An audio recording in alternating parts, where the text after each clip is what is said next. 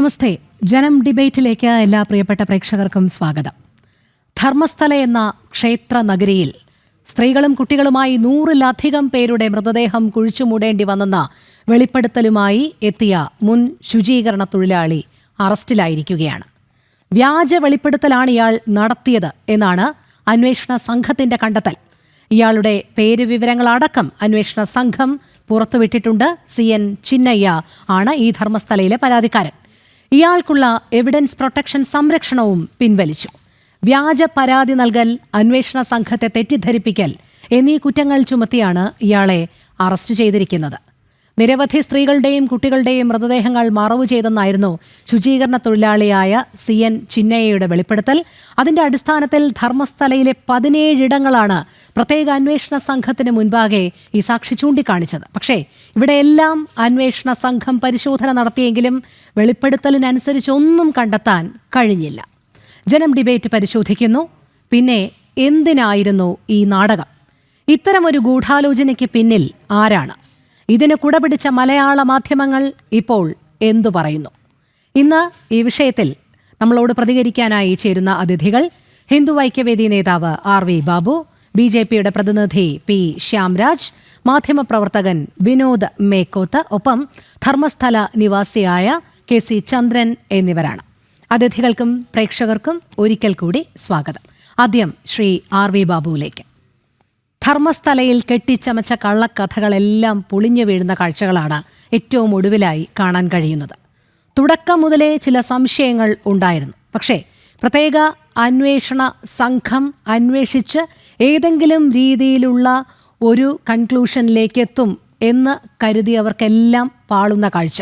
ഒടുവിൽ ഈ ചിന്നയ്യ തന്നെ പറയുന്നു, താൻ ആരുടെയൊക്കെയോ സമ്മർദ്ദ ഫലമായി, ഭീഷണിയുടെ ഫലമായിട്ടാണ് ഇത്തരം വെളിപ്പെടുത്തൽ നടത്തിയത് എന്ന്. ഇതിന് കൂട്ടുപിടിച്ച സുജാത ഭട്ടും ഭീഷണി മൂലമാണ് തൻ്റെ മകളെ കാണാനില്ല എന്നുള്ളത് പറഞ്ഞത് എന്ന് സമ്മതിക്കുന്നു. പിന്നെ ഇതിന് പിന്നിൽ ആർക്കായിരുന്നു ഇത്ര താല്പര്യം? ഈ കള്ളക്കഥകളെല്ലാം ഇങ്ങനെ പൊതുസമൂഹത്തിന് മുന്നിൽ പ്രചരിപ്പിക്കാനും അവ ഇങ്ങനെ കൊടുമ്പിരി കൊണ്ട് നിർത്താനും മലയാള മാധ്യമങ്ങളടക്കം ശ്രമിച്ചത് എന്തിനായിരുന്നു? ആർക്കായിരുന്നു ഈ വ്യഗ്രത? ശ്രീ RV ബാബു.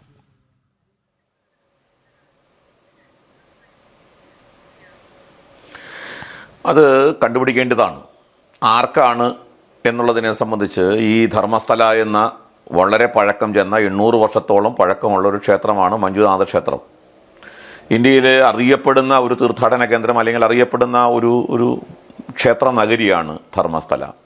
എല്ലാവർക്കും അറിയാവുന്ന പോലെ ഒട്ടനവധി വികസന പ്രവർത്തനങ്ങൾ ഈ ധർമ്മസ്ഥല എന്ന് പറയുന്ന ക്ഷേത്ര നഗരിയുമായി ബന്ധപ്പെട്ട് കൊണ്ടുവരികയൊക്കെ ചെയ്തു.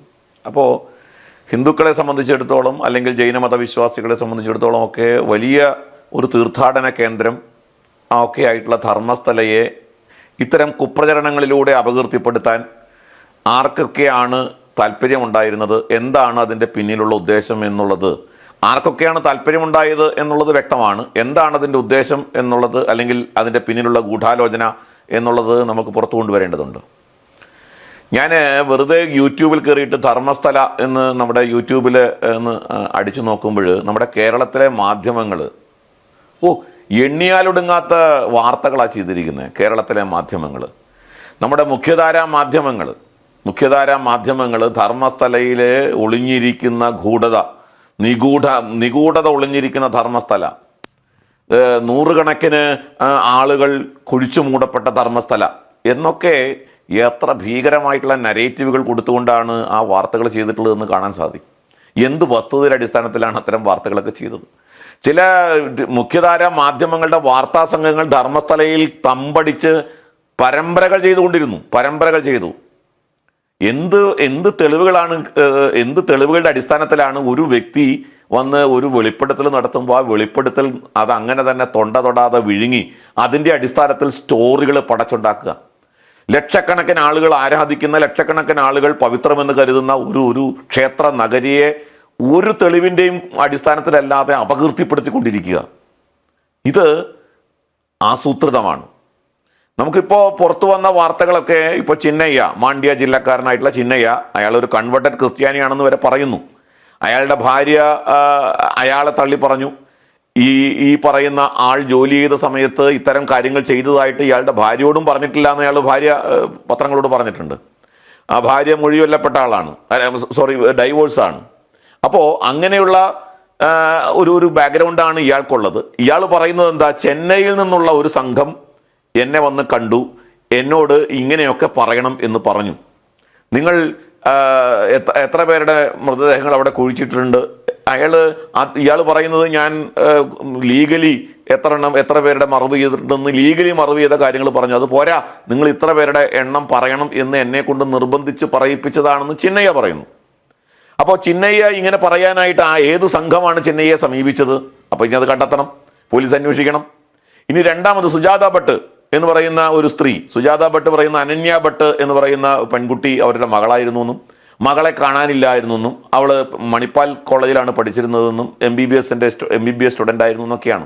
അത് മുഴുവൻ സുജാത ഭട്ട് പറയുന്നത് എന്താ, തന്നെ കൊണ്ട് നിർബന്ധിച്ച് പറയിപ്പിച്ചതാണ്. ആര് നിർബന്ധിച്ചു? ആരാണ് നിർബന്ധിച്ചത്?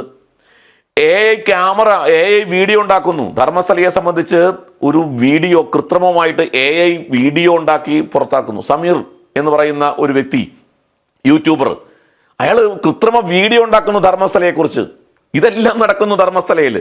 ഇപ്പൊ പുറത്തു വരുന്ന വാർത്തകൾ നമ്മുടെ സോഷ്യൽ മീഡിയയിൽ ഉൾപ്പെടെ അതേപോലെ മറ്റ് ഓൺലൈൻ ചാനലുകളിൽ ഉൾപ്പെടെ വരുന്ന വാർത്തകൾ എന്താണെന്ന് വെച്ചാൽ, മാത്രമല്ല കർണാടകയിലെ ഈ പറയുന്ന ധർമ്മസ്ഥലയിലെ BJPയുടെ MLA സുവർണ, കൂടാതെ അവിടുത്തെ സ്വതന്ത്ര MLA ആയിട്ടുള്ള ജനാർദ്ദൻ റെഡ്ഡി, ഇവർ രണ്ടുപേരും പറഞ്ഞിരിക്കുന്നത് ഈ ആരോപണത്തിന്റെ ഈ വിവാദങ്ങൾക്കൊക്കെ ചുക്കാൻ പിടിച്ചിട്ടുള്ളത് തമിഴ്നാട്ടിൽ നിന്നുള്ള ഒരു കോൺഗ്രസിന്റെ MP ആണെന്നാണ്. അയാൾ ദക്ഷിണ കന്നഡയിലെ പോലീസ് കമ്മീഷണറായിരുന്നു. ശശികാന്ത് സിന്ധിൽ എന്നാണ് അയാളുടെ പേര്. അയാൾ 2024 കോൺഗ്രസിന്റെ സ്ഥാനാർത്ഥിയായിട്ട് മത്സരിച്ച് MP ആയ ആളാണ്. അയാൾ ദക്ഷിണ കന്നഡയിൽ കമ്മീഷണറായിരുന്നു. ഒട്ടനവധി അഴിമതി ആരോപണങ്ങളിൽ അയാൾ പ്രതിസ്ഥാനത്തുണ്ട്. അതേപോലെ അയാൾക്ക് SDPI PFI പോലുള്ള സംഘടനകളുമായിട്ട് ബന്ധമുണ്ട് എന്ന് ആരോപിക്കപ്പെട്ടിട്ടുള്ള ആളാണ്. അയാൾ 2019 രാജിവെച്ച് കോൺഗ്രസിൽ ചേർന്നു. അയാളൊരു കൺവേർട്ടഡ് ക്രിസ്ത്യാനിയാണ് എന്ന് പറയുന്നു. അയാളൊരു ക്രിസ്ത്യാനിയാണ്. അപ്പോൾ ഇതിൻ്റെ പിന്നിൽ പ്രവർത്തിച്ച ആളുകൾ ആരൊക്കെയാണ്? ഈ ഒരു വിവാദം ഉയർത്തിക്കൊണ്ടുവന്ന് ധർമ്മസ്ഥലയെ അപകീർത്തിപ്പെടുത്തി, ധർമ്മസ്ഥലയെ പൊതുസമൂഹത്തിന്റെ മുമ്പിൽ അത് ഒരു പവിത്ര നഗരിയല്ല, ധർമ്മസ്ഥല യഥാർത്ഥത്തിൽ നിരപരാധികളുടെ രക്തം വീണ് ചുവന്ന മണ്ണാണ്, നിരപരാധികളെ കുഴിച്ചുമൂടിയ മണ്ണാണ്, സ്ത്രീകളെ ബലാത്സംഗം ചെയ്ത് കുഴിച്ചുമൂടിയ മണ്ണാണ്, ധർമ്മസ്ഥല എന്ന പേര് യഥാർത്ഥത്തിൽ അത് അധർമ്മസ്ഥലയാണ് എന്ന് പറയുന്ന തരത്തിലേക്ക് പൊതുസമൂഹത്തെ കൊണ്ട് ചെന്നെത്തിക്കുന്ന തരത്തിലുള്ളൊരു ആഖ്യാനം, ആ ആഖ്യാനം ഉണ്ടാക്കിയെടുത്തതിൽ കേരളത്തിലെ മാധ്യമങ്ങൾക്ക് പങ്കുണ്ട്, അതേപോലെ ഓൺലൈൻ ചാനലുകൾക്ക് പങ്കുണ്ട്. ഇടതുപക്ഷ മാധ്യമങ്ങൾ, ഇപ്പോൾ ന്യൂസ് മിനിറ്റ് പോലുള്ള ചില ഇടതുപക്ഷ മാധ്യമങ്ങൾ, ഇവരൊക്കെ പെയ്ഡ് ന്യൂസ് ആണ് കൊടുത്തുകൊണ്ടിരിക്കുന്നത്. Paid news. ഇപ്പോൾ നമുക്കത് ഞാൻ അടുത്ത ഘട്ടത്തിൽ അതിനെ കുറിച്ച് കുറച്ചുകൂടി വിശദമായിട്ട് പറയാം. ആരൊക്കെയാണ് ഈ പെയ്ഡ് ന്യൂസ് കൊടുത്തുകൊണ്ട് ധർമ്മസ്ഥലയെ, അൽ ജസീറ പോലുള്ള TV പോലും ഈ ധർമ്മസ്ഥലയെ കുറിച്ച് പറയുന്ന തരത്തിലേക്ക് ഈ വാർത്തയെ വിവാദമാക്കി കൊണ്ടുവന്ന് ഒരു ഹൈന്ദവ തീർത്ഥാടന കേന്ദ്രത്തെ അപകീർത്തിപ്പെടുത്താൻ ആസൂത്രിതമായ ശ്രമം നടത്തിയതിന്റെ പിന്നിൽ ആരൊക്കെയാണ് എന്നുള്ളതിനെ കുറിച്ച് വിശദമായി നമുക്ക് ചർച്ച ചെയ്യേണ്ടതുണ്ട്. അതെ, തീർച്ചയായും ക്ഷേത്ര നഗരിയുടെ യശസ് തകർക്കേണ്ടത് ആർക്കായിരുന്നു എന്നുള്ളതാണ്. ധർമ്മസ്ഥല നിവാസിയായ KC ചന്ദ്രനിലേക്ക് പോവുകയാണ്. ശ്രീ KC ചന്ദ്രൻ, ധർമ്മസ്ഥല എന്ന ക്ഷേത്ര നഗരിയെക്കുറിച്ച് എല്ലാവർക്കും അറിയാം. മഞ്ജുനാഥ ക്ഷേത്രം 800 വർഷങ്ങൾക്കപ്പുറം ചരിത്ര പ്രാധാന്യമുള്ള ഒരു ക്ഷേത്രം. ആ സ്ഥലം തന്നെ അതിൻ്റെ അഭിവൃദ്ധിയെ കേന്ദ്രീകരിച്ച് നിൽക്കുന്നു. ഏകദേശം 50,000-ഓളം പേർക്ക് ദിവസവും സൗജന്യമായി ഭക്ഷണം നൽകുന്ന ഒരു വലിയ ക്ഷേത്ര നഗരി. അതിൻ്റെ ഭൂരിഭാഗം പ്രദേശങ്ങളും ആ ക്ഷേത്ര ട്രസ്റ്റിൻ്റെ കീഴിലുമാണ്.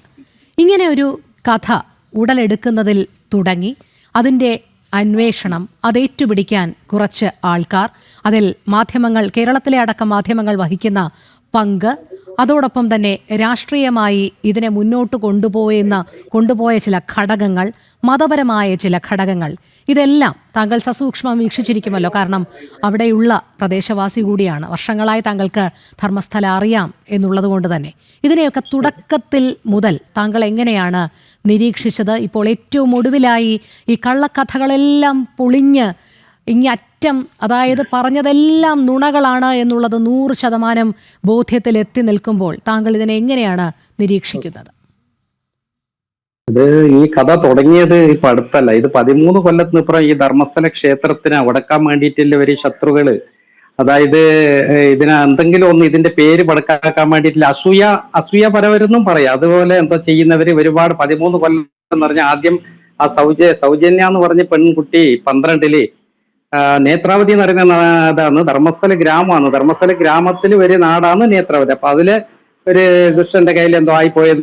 പക്ഷെ അത് ഈ ക്ഷേത്രത്തെക്കാട്ട് ഇവിടുത്തെ മാനേജ്മെന്റിനായിട്ട് ഇവിടുത്തെ സ്റ്റാഫിനായിട്ട് ഒരു സംബന്ധവും. അതിനെ ഇങ്ങനെ 12-ന് നടന്നതിനെ 13-ല് ഒരു ദുഷ്ടക്കൂട്ടങ്ങൾ കൂടിയിട്ട് അതിനൊരു ചർച്ച ചെയ്ത് അതിനെന്തോ ഒരു കഥകൾ കെട്ടി.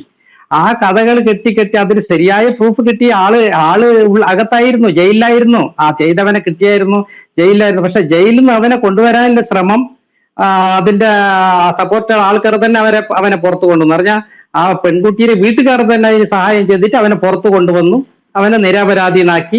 അതിന് പിന്നെ തുടങ്ങി ഇവര് വേറെ രീതിയിൽ ഈ ക്ഷേത്രത്തിന് എന്തെങ്കിലും ഒരു പേര് കൊണ്ടുവരാൻ പൊട്ടുപേര് കൊണ്ടുവരാൻ വേണ്ടിയിട്ട് ശ്രമിച്ചു. പക്ഷേ ഈ ധർമ്മസ്ഥലം ഏറ്റവും നല്ലൊരു നാടാണ്. ഒരു 52 കൊല്ലത്ത് ഇവിടെ നമ്മൾ ജീവിക്കുകയാണ്. കഷ്ടകാലത്തുനിന്ന് കേരള രാജ്യത്തുനിന്ന് വന്നിട്ട് കഷ്ടത്തിന്റെ സമയത്ത് ഇവിടെ വന്ന എന്നെ പോലുള്ള ഒരുപാട് കുടുംബക്കാരുണ്ട്. ഈ ധർമ്മസ്ഥല ഗ്രാമത്തെ ഒരു 60% ആൾക്കാർ വേറെ രാജ്യത്തുനിന്ന് വന്നിട്ട് ഇവിടെ ജീവനക്കാരാണുള്ളത്. അത് ക്രൈസ്തര്, മുസൽമാനായിട്ട്, ഹിന്ദുക്കളായിട്ട്, ജൈനായിട്ട് എല്ലാ മതക്കാരും കൂടിയിട്ടുള്ള ഒരു ഗ്രാമമാണ്. കൂടാണ്ട് ഇവിടെ ഒരു മതീയ കലഹങ്ങളാകാത്ത, ഇതുവരെ ആകാത്ത ഒരു നല്ല ഐക്യത്തിൽ പോകുന്ന ഒരു ഗ്രാമവും ഇതാണ്, സൈലന്റ് ആയിട്ട്. പക്ഷെ ആ സ്വാമി നമ്മളെ പൂജനീയ വ്യക്തിയായ വീരേന്ദ്ര ഹെഗ്ഡേജിയും അവരുടെ കുടുംബവും അത്ര നല്ല സിസ്റ്റമാറ്റിക്കലാണ് കൊണ്ടുപോകുന്നത്. കാരണം അത്ര മാത്രമല്ല, അവര് ധർമ്മത്തിൽ പറയും ഒരു ഇറുമ്പും പോലും ചാകാതെ പോലെ അവർ നോക്കുകയാണ്. ഒരു ഇറുമ്പും പോലും മരിക്കാൻ പാടില്ല എന്ന് അവരുടെ ശാസ്ത്രത്തിലേ ഉള്ളത്. അപ്പൊ അതുപോലെ ഈ സ്ഥലത്തേക്ക് ഇതുപോലെ ഒരു കെട്ട് ചുമച്ച് വെച്ചത് ഒരുപാട് ദുഷ്ടക്കൂട്ടുകളാണ്. എന്താ ലെഫ്റ്റിസ്റ്റും അതുപോലെ തന്നെ ഈ ഇടയിൽ ഇപ്പോൾ പറഞ്ഞല്ലോ, ഈ ക്ഷേത്ര ട്രസ്റ്റും അതിന്റെ മാനേജ്മെന്റും ഒക്കെ ആ പ്രദേശത്തെ എങ്ങനെയാണ് സംരക്ഷിക്കുന്നത്, അല്ലെങ്കിൽ അവിടെയുള്ള ജനതയെ അവർ എങ്ങനെയാണ് ചേർത്ത് പിടിക്കുന്നത് എന്നുള്ളത്. അവിടെ പക്ഷേ കഴിഞ്ഞ കുറേ വർഷങ്ങളായി മറ്റൊരു വിഭാഗം രൂപം കൊള്ളുകയും അവർക്ക് ചില പ്രത്യേക താല്പര്യങ്ങൾ, പ്രത്യേകിച്ച് ഭൂമിയിലടക്കം ചില പ്രത്യേക താല്പര്യങ്ങൾ ഉണ്ടായിരുന്നു. ഈ ഭൂമി അടക്കം അല്ലെങ്കിൽ ബിസിനസ് സ്ഥാപനങ്ങൾ അടക്കം തങ്ങളുടെ കൈകളിലേക്ക് എത്തുകയാണെങ്കിൽ വലിയ രീതിയിലുള്ള നേട്ടം കൊയ്യാം എന്നുള്ള ചിന്തയിൽ അവിടെ ഒരു പ്രത്യേക ഗ്രൂപ്പ് ഇങ്ങനെ കുറെ നാളുകളായി പ്രവർത്തിച്ചു വന്നിരുന്നതായി താങ്കളുടെ ശ്രദ്ധയിൽപ്പെട്ടിരുന്നു. ശ്രദ്ധയിൽപ്പെട്ടിട്ടുണ്ട്. അതാണെന്ന് പറഞ്ഞാല് ഒരു നാഗരിക സേവാ ട്രസ്റ്റിന്റെ ഒരു സോമനാഥ നായിക്ക്, അതുപോലെ ഈ തിമരോടി മഹേശെട്ടി, ആ തിമരോടി മഹേശെട്ടിയിലൊക്കെ കൂടിയിട്ടില്ല, ഇപ്പൊ കൂടിയിട്ടില്ല ഒരു മട്ടണ്ണൻ എന്ന് പറഞ്ഞ ഗിരീഷ് മട്ടണ്ണൻ, അതുപോലെ ജയന്ത് ടി എന്ന് പറയുന്നവൻ, അതുപോലെ അവരെ കൂടെ ഒരുപാട് അംഗങ്ങൾ കൂടിയിട്ട് ഈ ക്ഷേത്രത്തിന് എന്തെങ്കിലും ചെയ്തിട്ട് ഇതിനെന്തെങ്കിലും ചെയ്യണമെന്നില്ല, അഥവാ ഇതിനെ സർക്കാർ ചെയ്യണമെന്നോ അല്ല ഇതിനെ അകത്തിട്ട് നമുക്ക് എന്തെങ്കിലും നമ്മൾക്ക് ലാഭം എടുക്കാമെന്നില്ല അവരെ കൂട്ടം അതിൽ കൂടിയിട്ടുണ്ട്. പക്ഷെ ഈ ധർമ്മസ്ഥലം എന്ന് പറയുന്നത് ഒരുപാട് സ്വത്തുണ്ടായി. ഇത് പരമ്പരയാണ്. 800 കൊല്ലത്തിന് ഇവർക്ക് പൂർവ്വജമായിട്ട് ഇല്ല സ്വത്തുകൾ ഇവർക്ക് ഇഷ്ടമുണ്ട്. നമ്മളെല്ലാം ഒരു 52 കൊല്ലത്തിന് ഇവിടെ വരുമ്പോൾ ഇവിടെ വെറും സാധുക്കളെ വരിക, പൂവേഴ്സ്, വെറും പാവപ്പെട്ടവര്. ഈ പാവപ്പെട്ടവര് വന്ന 3-4 ദിവസമായിട്ട് ഭക്ഷണം കഴിച്ച് പോകുമ്പോ ഇവിടുന്ന് കാശ് കൊടുക്കും. അദ്ദേഹം ഒരു പട്ടത്തിന് ചെയറിലിരിക്കും. ഇവരവരെ കഷ്ടങ്ങൾ പറയുമ്പോൾ അവർക്കായ ഇവരെ സ്വന്തം സ്വത്തുനിന്ന് പണങ്ങളോ അല്ല വേറെ അരിയോ സാധനങ്ങളോ, വീടില്ലാത്തവർക്ക് വീട് കെട്ടിക്കൊടുക്കും, റേഡിയോ ഇല്ലാത്തവർക്ക് റേഡിയോ കൊടുക്കും, അത് കൃഷി ചെയ്യുന്നവർക്ക് പമ്പ് സെറ്റ്, അത് ആ ഭൂമിക്ക് വേണ്ടുന്ന എല്ലാ സാധനങ്ങളും കൊടുത്ത് സംരക്ഷിച്ച ആളാണ്. അതാണ് അതിന് പിന്നെയാണ് ഇയാള് SKDRDP എന്നൊരു വലിയൊരു ഒരു ഗ്രാമീണ അഭിവൃദ്ധി യോജന ഇയാൾ എടുത്തിട്ട് അത് നല്ല പേരുണ്ട്. കൂടാണ്ട് ഇയാൾ ഒരുപാട് ക്ഷേത്രങ്ങളെ നല്ലതാക്കിയിട്ടുണ്ട്. പിന്നെ പ്രാർത്ഥനാലയം ആര് വന്ന് ചോദിച്ചാൽ ഏത് പ്രാർത്ഥനാലയത്തേക്ക് ഒരു സഹായം കൊടുത്തു വിടുന്നു. അതുപോലെ നല്ല കാര്യം ചെയ്യുന്നത് കാണുമ്പോൾ ഒരു അസൂയയാണത്. അതെ, അതായത് ധർമ്മസ്ഥലയിലെ പ്രദേശവാസികൾക്കൊന്നും തന്നെ ഈ ക്ഷേത്രത്തിനെ കുറിച്ചോ ക്ഷേത്ര ട്രസ്റ്റിനെ കുറിച്ചോ മാനേജ്മെന്റിനെ കുറിച്ചോ ഒന്നും ഒരു പരാതി പോലുമില്ല, അല്ലേ? അതേസമയം താങ്കൾ നേരത്തെ പറഞ്ഞ ഈ മഹേഷ് ഷെട്ടി, ജയന്ത് ടി, ഗിരീഷ് ഇവരൊക്കെ ഗുണ്ടാപിരിവ് അടക്കമുള്ള കാര്യങ്ങൾ അവിടെ നടത്തി വന്നിരുന്നു എന്നുള്ളതും അറിയാൻ കഴിയുന്നുണ്ട്. അങ്ങനെ തന്നെയായിരുന്നു സംഭവം. അതെ, അവരെല്ലാം ഒരു ഇതാണ്. നല്ല പ്രവർത്തിയുടെ ആൾക്കാർ ആരും ഇതിന് കൂടിയിട്ടില്ല. ഇവരെല്ലാം ഈ മറ്റേ എന്തെങ്കിലും കംപ്ലൈന്റിൽ പെട്ടവരാണ്. ഏതെങ്കിലും ഒരു റെവന്യൂ സീറ്ററോ കംപ്ലൈന്റോ കേസിലല്ല. മറ്റവനാ Girish Mattannan police sub inspector ആയിരുന്നു. ബാംഗ്ലൂരിൽ അവിടുത്തെ അസംബ്ലിക്ക് വിധാനസൗധത്തിലെ ബോംബ് വെച്ച ഒരു പ്രതിയാണ് അവൻ. അതായത് വലിയ ഒരു കോളിളക്കം സൃഷ്ടിച്ച് കള്ളക്കഥകൾ മെനഞ്ഞുകൊണ്ട് ആ ക്ഷേത്ര നഗരിയുടെ യശസ് പാടെ തകർക്കുക, അങ്ങനെ ഭൂമിയുടെ വില കുറയ്ക്കുക, അതെല്ലാം തങ്ങൾക്ക് കൈവശപ്പെടുത്താം. കൃത്യമായ ഒരു ഭൂമാഫിയയുടെ പ്രവർത്തനം, അല്ലേ? അതെ, അതിനാണ് ഇവർ കഥകൾ കെട്ടിയത്. കഥകൾ പറഞ്ഞ ഇവിടെ ഒറ്റ ഒരു നമ്മൾക്ക് തന്നെ അതിശയം തോന്നുന്നത് പാവ ഈ നദിയിലല്ല, ഇത് നേത്രാവതി നദി വേറെ വേറെ ദിക്കുന്ന കൂടിയിട്ട് വരുന്നൊരു നദിയാണ്. അപ്പൊ വേറെ ഏതെങ്കിലും പുഴയിൽ നിന്ന് ഒഴുകിയിട്ട് വന്ന ശവങ്ങൾ കിട്ടിയാലും കൂടി അതിനെ ഒരു ഡോക്ടറോ പോലീസോ പഞ്ചായത്തോ വന്നിട്ട് അതിനെ എടുത്തിട്ട് പോസ്റ്റ്മോർട്ടം ചെയ്തിട്ട് അതിനൊരു അന്ത്യസംസ്കാരം ചെയ്യുന്ന ഒരു വലിയ ഗുണമില്ല ഒരു ധർമാധികാരിയാണ് നമ്മളെ ധർമ്മസ്ഥലത്തെ വീരേന്ദ്ര ഹെഗ്ഡെയുടെ കുടുംബം. ശരി, അത് തന്നെയാണ് അവർ മുതലെടുത്തത് എന്നുള്ളതാണ്. പക്ഷേ കർണാടകയിലെ മാധ്യമങ്ങൾക്ക് പോലും ഇല്ലാത്ത വ്യഗ്രത ഇങ്ങ് കേരളത്തിലെ മാധ്യമങ്ങൾ വച്ചു പുലർത്തിയത് എന്തിന് എന്നുള്ളതാണ് ഇപ്പോഴും അവശേഷിക്കുന്ന ചോദ്യം. ശ്രീ വിനോദ് മേക്കോത്ത്, ആക്ഷൻ കമ്മിറ്റി പ്രവർത്തകരൊക്കെ ഇനി എന്ത് ചെയ്യും? ധർമ്മസ്ഥലയിലെ കള്ളങ്ങളെല്ലാം ഇങ്ങനെ പൊളിയുന്ന കാഴ്ച ഓരോന്നായി മുന്നിൽ വന്നുകൊണ്ടിരിക്കുകയാണ്. ഇപ്പോൾ ആരോപണം ഉന്നയിച്ചവർ ഒക്കെ തന്നെ അതിൽ നിന്ന് പിന്മാറിയിരിക്കുന്നു. ഇനി അനന്യ ആക്ഷൻ കമ്മിറ്റിയും ധർമ്മസ്ഥല ആക്ഷൻ കമ്മിറ്റിയും ഒക്കെ എന്ത് ചെയ്യും?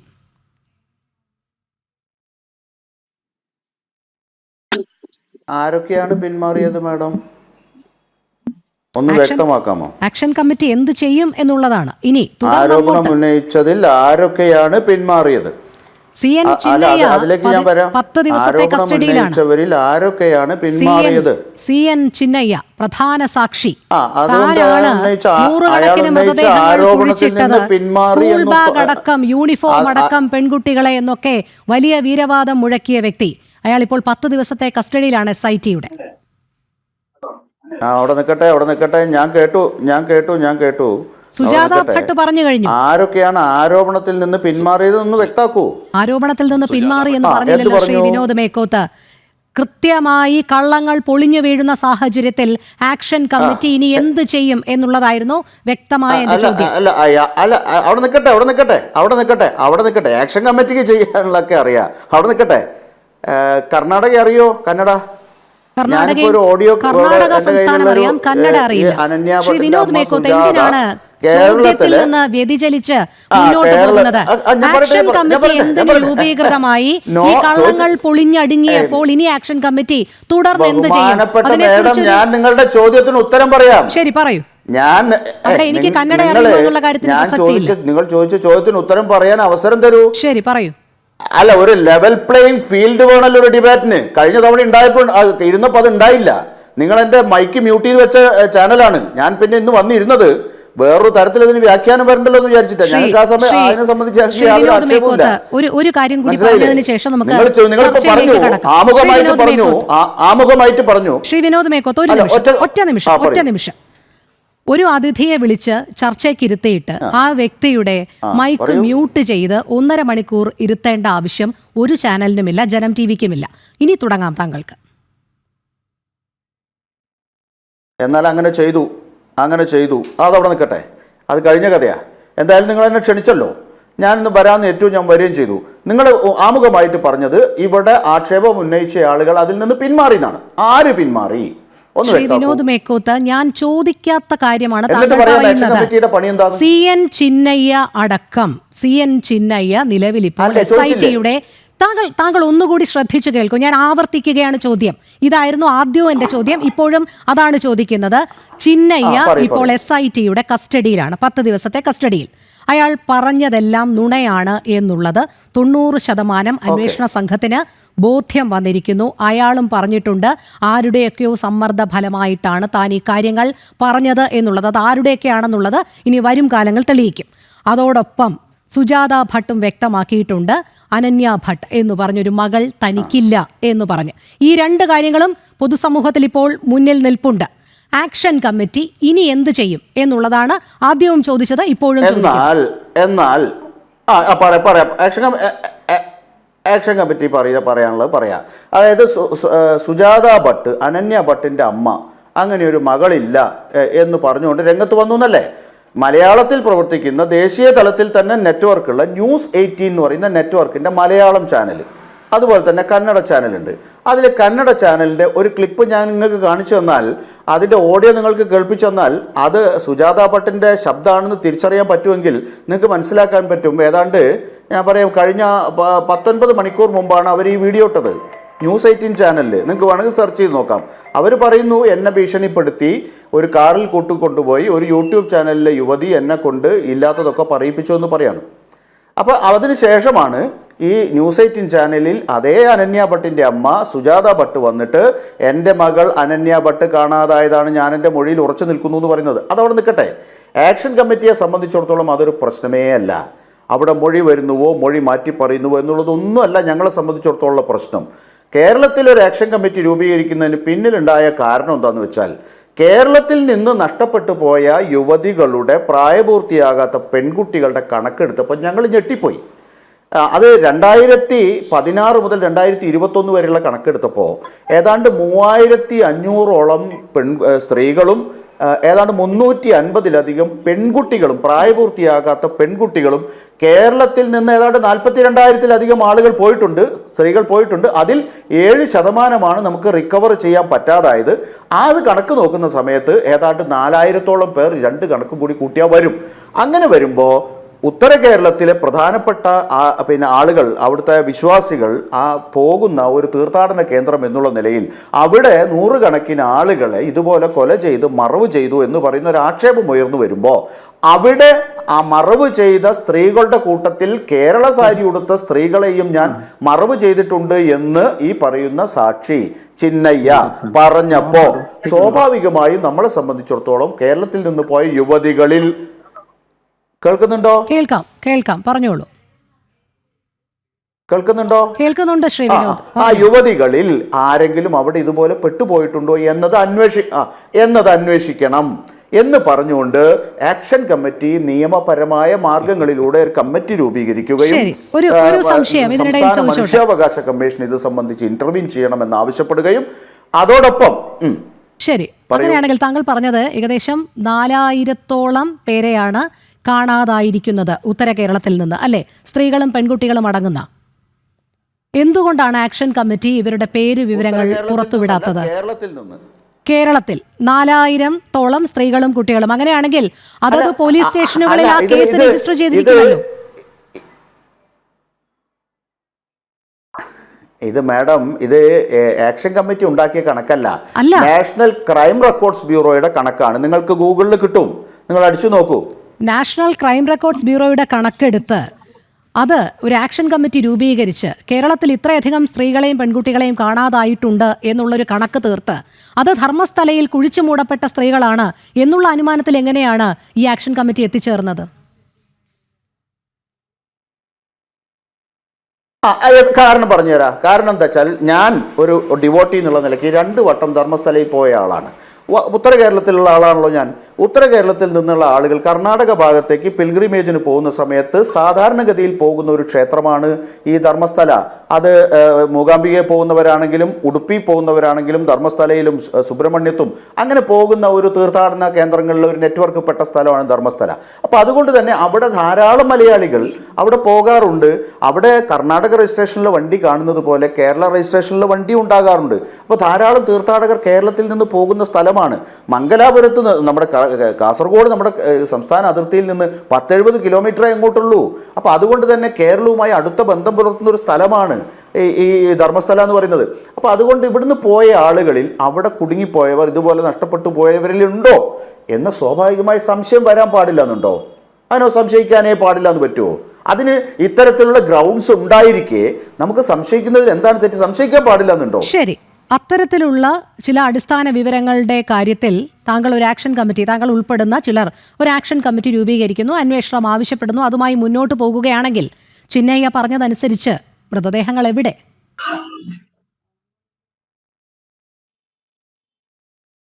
അല്ല, അതിന് ഉത്തരം പറയേണ്ടത് SIT ആണ്, കേരളത്തിലെ ആക്ഷൻ കമ്മിറ്റി അല്ല.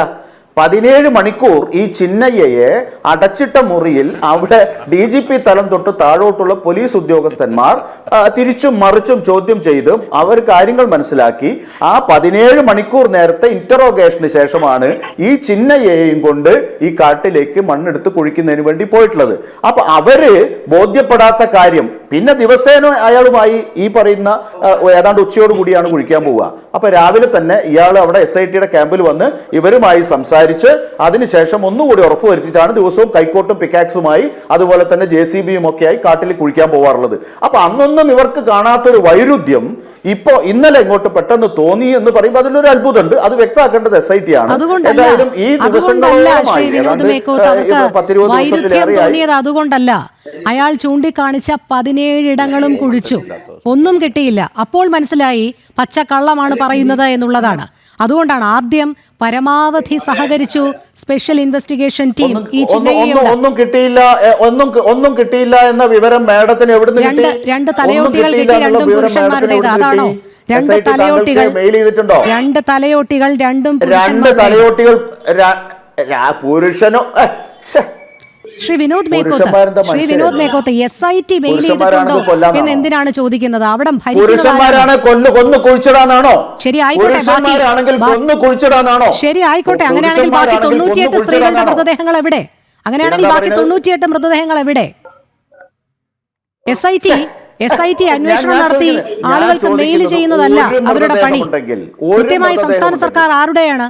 കോൺഗ്രസിന്റെ. യാതൊരു തരത്തിലുള്ള ഇടപെടലും വരില്ലല്ലോ. പിന്നെ എന്തിനാണ്? ഞാൻ തിരിച്ചൊരു ചോദ്യം ചോദിക്കട്ടെ. ശരി. ഇവിടെ ധർമ്മസ്ഥലയിലെ ഒരു അവിടുത്തെ പ്രദേശവാസി ഇവിടെ വന്നിപ്പോ നമ്മളെ ചർച്ച പങ്കെടുക്കണ്ടല്ലോ.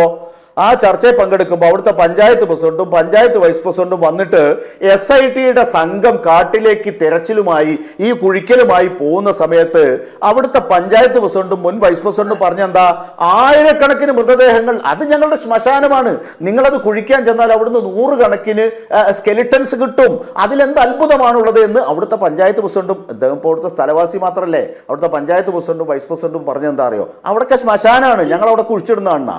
അപ്പോ അത് കിട്ടിയോ കിട്ടിയില്ല എന്നുള്ളത് മറ്റൊരു കാര്യം. കാരണം ഈ ചിന്നയ്യ കുഴിച്ചിട്ട് പോയിട്ട് 10 കൊല്ലം കഴിഞ്ഞു. ദ്രവിച്ചു പോകുന്ന തരത്തിലുള്ള മണ്ണാണല്ലോ.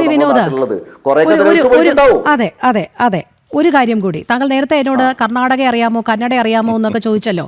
അവിടെയുള്ള പ്രദേശവാസി, ജനിച്ചു വളർന്ന വ്യക്തിയാണ്, കൃത്യമായി അവിടുത്തെ ഭൂപ്രകൃതിയും കാര്യങ്ങളും ഒക്കെ വിശദീകരിച്ചത്. താങ്കൾക്ക് എത്ര അറിയാം ആ ഭൂപ്രദേശത്തെക്കുറിച്ച്? അവിടെ അങ്ങനെ ഒലിച്ചു പോവുകയും അല്ലെങ്കിൽ ശ്മശാനമായിരുന്നു, മൃതദേഹങ്ങളൊക്കെ ഇങ്ങനെ ഒലിച്ചു പോകുമായിരുന്നു എന്നുള്ള ഒരു കൺക്ലൂഷനിലെത്താൻ താങ്കൾക്ക് എത്രമാത്രം അറിയാം? താങ്കൾ ഈ ആക്ഷൻ കമ്മിറ്റി രൂപീകരിച്ചതല്ലാതെ താങ്കൾ അതിനു മുൻപ് ഈ ധർമ്മസ്ഥലയിൽ പോയി അവിടെ എവിടെയൊക്കെ കുഴിച്ചിടാനുള്ള സാധ്യതകൾ ഉണ്ട് എന്നുള്ളത് പരിശോധിച്ചിരുന്നു? ധർമ്മസ്ഥലയിൽ ഞാൻ ഈ വിവാദം വരുന്നതിന് മുമ്പ് 2 വട്ടം പോയിട്ടുണ്ട്. ഈ വിവാദം വന്നതിന് ശേഷം ഞാൻ ധർമ്മസ്ഥലയിൽ പോയി. കാരണം ഇങ്ങനെ ഒരു സംഭവം വന്നാൽ അതിൽ ജനം TV എന്നാ പോയതെന്ന് എനിക്കറിയില്ല. ഇന്നലെ മിനിയാന്നോ മറ്റാണ് ജനം TVയുടെ സംഘം അവിടെ എത്തിയെന്ന് ഞാൻ മനസ്സിലാക്കുന്നത്. ഞാൻ പക്ഷേ ഈ വിവാദം വന്ന ഉടനെ തന്നെ ഞാൻ അവിടെ ചെല്ലുകയും ഇതുമായി ബന്ധപ്പെട്ട ആളുകളുമായി സംസാരിക്കുകയും ഇതിന്റെ സത്യാവസ്ഥ അറിയാൻ ശ്രമിക്കുകയും ചെയ്തിട്ടുണ്ട്. എനിക്ക് പൂർണ്ണമായി അറിയാൻ കഴിഞ്ഞിട്ടുണ്ടാവില്ല, പക്ഷേ അതിനുള്ള ശ്രമം ഞാൻ നടത്തിയിട്ടുണ്ട്. ജനം TV ആദ്യമായിട്ട് ധർമ്മസ്ഥലയെ സംബന്ധിച്ച് ഇങ്ങനെ ഒരു വിവാദം വന്ന ഉടനെ തന്നെ ധർമ്മസ്ഥലയിലേക്ക് പുറപ്പെടുന്നു. അവിടെ നിന്ന് കാര്യങ്ങളെല്ലാം വിശദീകരിച്ച് ചോദിക്കട്ടെ. മിനിയാന്ന് വരെ ഞാൻ കാര്യം തിരിച്ചു ചോദിക്കട്ടെ. മിനിയാന്ന് വരെ ജനം TVക്ക് ഈ വിഷയത്തിൽ താല്പര്യം തോന്നാതിരുന്നതിന്റെ കാരണം എന്താ? ജനം TV ഇത് തുടക്കം മുതൽ തന്നെ ഉൾക്കൊള്ളുന്നുണ്ട്, വാർത്ത നൽകേണ്ടത് നൽകുന്നുണ്ട്. പിന്നെ മറ്റ് മാധ്യമങ്ങൾ നൽകുന്നത് പോലെ അവിടെ എത്ര കുഴിയെടുക്കുന്നു, വാട്സപ്പ് അറിയാലോ നിങ്ങൾക്ക്. ഒരു ലിങ്ക് തരൂ, ജനം TV ചെയ്ത ഒരു ചർച്ചയുടെ അല്ലെങ്കിൽ ഒരു വാർത്തയുടെ ഒരു ലിങ്ക് തരൂ. ശ്രീ വിനോദ്, താങ്കളെടുത്ത് നേരത്തെ ഞാൻ ആക്ഷൻ കമ്മിറ്റി ഇനി എന്ത് ചെയ്യുമെന്ന് ചോദിച്ചപ്പോൾ അത് ഞങ്ങൾ തുടർന്നോളാമെന്നല്ലേ താങ്കൾ പറഞ്ഞത്. അതുപോലെ എന്ത് വാർത്ത കൊടുക്കണം, വാർത്താ പ്രാധാന്യം എന്തിനൊക്കെയാണെന്നുള്ളത് ഞങ്ങൾക്കും വ്യക്തമായിട്ട് അറിയാം. ആക്ഷൻ കമ്മിറ്റി ഇനി എന്ത് ചെയ്യും? ആ ചോദ്യത്തിന് താങ്കൾ ഇതുവരെ ഉത്തരം തന്നില്ല. പുള്ളികളെല്ലാം ഇപ്പോൾ മുന്നിലുണ്ട്. ഇനിയും ആക്ഷൻ കമ്മിറ്റി നിങ്ങളിപ്പോഴാണ് ഈ തരത്തിൽ ചില സംഭവങ്ങൾ പുറത്തു വന്നപ്പോഴാണ് നിങ്ങൾ ഉണർന്നത്. അതുവരെ നിങ്ങൾക്ക് ഇത് വാർത്തയേ അല്ലായിരുന്നു, നിങ്ങൾക്ക് ഇതിലൊരു താല്പര്യവും ഇല്ലായിരുന്നു. നിങ്ങൾ എന്തിനു പോയി എന്നാ ചോദിക്കുന്നത്? ഞങ്ങൾക്ക് ഇത്തരം ഒരു വിഷയം നമ്മുടെ തൊട്ടടുത്ത പ്രദേശത്ത് നടന്നാൽ പൊതുജനങ്ങളിലേക്ക് എത്തിക്കാൻ ശ്രീ വിനോദ് മിനിറ്റുകൾ ഇടപെട്ടിങ്ങനെ ലൈവ് നൽകിക്കൊണ്ടിരുന്നു. ഇപ്പോൾ കുഴിച്ചെടുക്കും എന്ന് പറഞ്ഞ് മലയാളത്തിലെ ചില പ്രത്യേക അജണ്ട വെച്ച് പുലർത്തുന്ന മാധ്യമങ്ങൾ ഇങ്ങനെ നിരന്തരം വാർത്ത നൽകിക്കൊണ്ടിരുന്നപ്പോൾ ഇപ്പോൾ ഒന്നും ഒരു അനക്കവുമില്ല. അത് താങ്കൾ ശ്രദ്ധിച്ചല്ലോ. ഇപ്പോൾ ഒരു ഇത്തരത്തിൽ അല്ല ചില ചാനൽ ഇതിങ്ങനെ കൊടുമ്പിരി കൊണ്ട് നിർത്തിയ ഒറ്റ ചാനലുകൾ ഇപ്പോൾ മിണ്ടുന്നതേ ഇല്ല. അപ്പോൾ ജനം ടി വി വരും. ജനം ടി വി സത്യാവസ്ഥ പുറത്തു കൊണ്ടുവരും. അതിൽ ആർക്കെങ്കിലും ഒക്കെ നോവുന്നുണ്ടെങ്കിൽ ഒന്നും ചെയ്യാൻ കഴിയില്ല. ശ്രീ വിനോദ് ആക്ഷൻ കമ്മിറ്റി ഇനി എന്ത് ചെയ്യും? അനന്യ ഭട്ട് ആക്ഷൻ കമ്മിറ്റി ഇനി എന്ത് ചെയ്യും? അനന്യ ഭട്ട് ആക്ഷൻ കമ്മിറ്റി ഇനി എന്ത് ചെയ്യും? ചിന്നയെ കസ്റ്റഡിയിലായിട്ടുണ്ട്. ഇനി നിങ്ങളുടെ തുടർന്നുള്ള പ്രവർത്തനങ്ങൾ പറയൂ ശ്രീ വിനോദ്. അത് മാത്രമേ ചോദിക്കുന്നുള്ളൂ. നിങ്ങൾ ഇപ്പോൾ സത്യം പുറത്തു കൊണ്ടുവരും എന്ന് പറഞ്ഞതിന് സ്ഥിതിക്ക് ഇനി നിങ്ങൾ എന്താണ് അടുത്ത നടപടി? എനിക്ക് താങ്കൾ മാത്രം നിൽക്കാനുള്ള സമയക്കുറവുണ്ട്. മറ്റ് അതിഥികളിലേക്ക് കൂടി പോകേണ്ടതുണ്ട്. താങ്കൾക്ക് ഉത്തരമുണ്ടെങ്കിൽ വളരെ പെട്ടെന്ന് പറയൂ. എന്താണ് ഇനി ആക്ഷൻ കമ്മിറ്റി ചെയ്യാൻ പോകുന്നത്? ഒറ്റ മിനിറ്റ് മതി. നിങ്ങൾ ഇടപെടാതിരുന്നാൽ ഞാൻ ഒറ്റ മിനിറ്റ് കൊണ്ട് പറയാം. എന്നെ സംബന്ധിച്ചിടത്തോളം ഞാൻ ആക്ഷൻ കമ്മിറ്റിയുടെ കൺവീനറാണ്. ഞങ്ങൾ ഉണ്ടാക്കിയ ആക്ഷൻ കമ്മിറ്റി എന്ന് പറയുന്നത് ഇത് സംബന്ധിച്ച് അവിടെ ബന്ധപ്പെട്ട ഈ ആക്ഷേപം വന്നപ്പോൾ അവിടെ കൊല ചെയ്ത് അവിടെ അടക്കം ചെയ്യപ്പെട്ട കേസുകളിൽ മലയാളി പെൺകുട്ടികളുണ്ട്. കേരള സാരി ഉടുത്തവരെ ഞാൻ അടക്കം ചെയ്തിട്ടുണ്ട് എന്ന് പറഞ്ഞപ്പോൾ കേരളത്തിലുള്ള ആളുകൾ ആരെങ്കിലും ഇതിൽ പെട്ടിട്ടുണ്ടോ എന്ന് സംസ്ഥാന ഗവൺമെൻറ് അന്വേഷിക്കണം. മനുഷ്യാവകാശ കമ്മീഷൻ അന്വേഷിക്കണം. അതേസമയം ഇത്തരത്തിൽ ഏതെങ്കിലും ബുദ്ധിമുട്ടുണ്ടായിട്ടുള്ള ആളുകളുണ്ടെങ്കിൽ ധർമ്മസ്ഥല വിക്ടിംസിന് വേണ്ടിയിട്ട് അവർക്ക് വേണ്ട നിയമസഹായം കൊടുക്കുന്നതിന് വേണ്ടി അവർക്ക് വേണ്ട മറ്റു തരത്തിൽ ഈ പറയുന്ന അവർക്ക് വേണ്ട സഹായം നൽകുന്നതിന് വേണ്ടിയാണ് ആക്ഷൻ കമ്മിറ്റി യഥാർത്ഥത്തിൽ കേരളത്തിൽ ഉണ്ടാക്കിയിട്ടുള്ളത്. ഈ ആക്ഷൻ കമ്മിറ്റിയുമായി ധർമ്മസ്ഥല ആക്ഷൻ കമ്മിറ്റിക്ക് പ്രത്യക്ഷമായോ പരോക്ഷമായോ ഒരു ബന്ധവുമില്ല. ഇത് കേരളത്തിൽ തന്നെ മറ്റു ചില ആളുകൾ, കോഴിക്കോട് തന്നെ വേറൊരു കൂട്ടർ ആക്ഷൻ കമ്മിറ്റി ഉണ്ടാക്കിയിട്ടുണ്ട്, എറണാകുളത്ത് വേറൊരു ആക്ഷൻ കമ്മിറ്റി ഉണ്ടാക്കിയിട്ടുണ്ട്. കാരണം ഇതിൽ കോഴിക്കോട് ആക്ഷൻ കമ്മിറ്റിയിലെ അംഗം ഇന്ന് ഞങ്ങൾ വിളിച്ചിരുന്നു ഞങ്ങളുടെ ചർച്ചയിൽ, പക്ഷേ പങ്കെടുത്തില്ല. ശ്രീ വിനോദ്, മറ്റൊരു കാര്യം കൂടി താങ്കൾക്കറിയാമായിരിക്കുമല്ലോ, അവിടെയുള്ള ഒരു ആക്ഷൻ കമ്മിറ്റി പ്രസിഡന്റ്, എനിക്ക് തോന്നുന്നു അദ്ദേഹത്തിന്റെ പേര്, അതെ, കർണാടകയിലെ action committee Ananya Bhat action കമ്മിറ്റിയിലെ മഹേഷ് തിമ്മാത്തടി അല്ലെ, അങ്ങനെ ആയിരിക്കണം, മഹേഷ് ഷെട്ടി എന്നാണ് അയാൾ അവിടെ അറിയപ്പെടുന്നത്. മുഴുവൻ പേര് തിമ്മാത്തടി മഹേഷ് ഷെട്ടി എന്നാണ്. അയാളെ SIT വിളിച്ചു വരുത്തിയിട്ടുണ്ട് കേട്ടോ. അയാളെയും SIT വിളിച്ചു വരുത്തിയിട്ടുണ്ട് കൂടുതൽ ചോദ്യം ചെയ്യലിനായി. അപ്പോൾ ഇതെല്ലാം കൃത്യമായി തന്നെ SIT അതെ അയാളെ അറസ്റ്റ് ചെയ്തു. അല്ല നിങ്ങൾ കുറെ കൂടി അപ്ഡേറ്റഡ് ആവണം മാഡം. അയാളെ അറസ്റ്റ് ചെയ്തു, ഇന്നിപ്പോ ജാമ്യം കൊടുത്തിട്ടുണ്ട്. ശരി, താങ്കളിലേക്ക് എത്താം. മറ്റു അതിഥികളിലേക്ക് കൂടി പോകേണ്ടതുണ്ട്. അതാണ് പറഞ്ഞത് SIT അവിടെയുള്ള ആക്ഷൻ കമ്മിറ്റി പ്രസിഡന്റിനെ അറസ്റ്റ് ചെയ്യണമെങ്കിൽ അവർ വെറുതെ അറസ്റ്റ് ചെയ്യുകയില്ലല്ലോ. അതിനു മുൻപ് ചോദ്യം ചെയ്യൽ ഉൾപ്പെടെയുള്ള കാര്യങ്ങൾ നടന്നിട്ടുണ്ടല്ലോ. അത് ധർമ്മസ്ഥലയിൽ ചിന്നയ്യ പറഞ്ഞ ആരോപണവുമായി ബന്ധപ്പെട്ട കേസോ അറസ്റ്റോ അല്ല. RSSന്റെ നേതാവ് സന്തോഷിനെ എന്തോ വ്യക്തിപരമായിട്ട് ആക്ഷേപിച്ചു എന്ന് പറഞ്ഞിട്ട് ഒരു FIR ഇട്ടതാണ്. അല്ലാതെ ഈ കേസുമായിട്ട് ഒരു ബന്ധമില്ല. ഒന്ന് അപ്ഡേറ്റ് ആവണം മാഡം. ശരി, അത്തരത്തിലുള്ള അപ്ഡേഷനൊക്കെ വളരെ നല്ലതാണ്.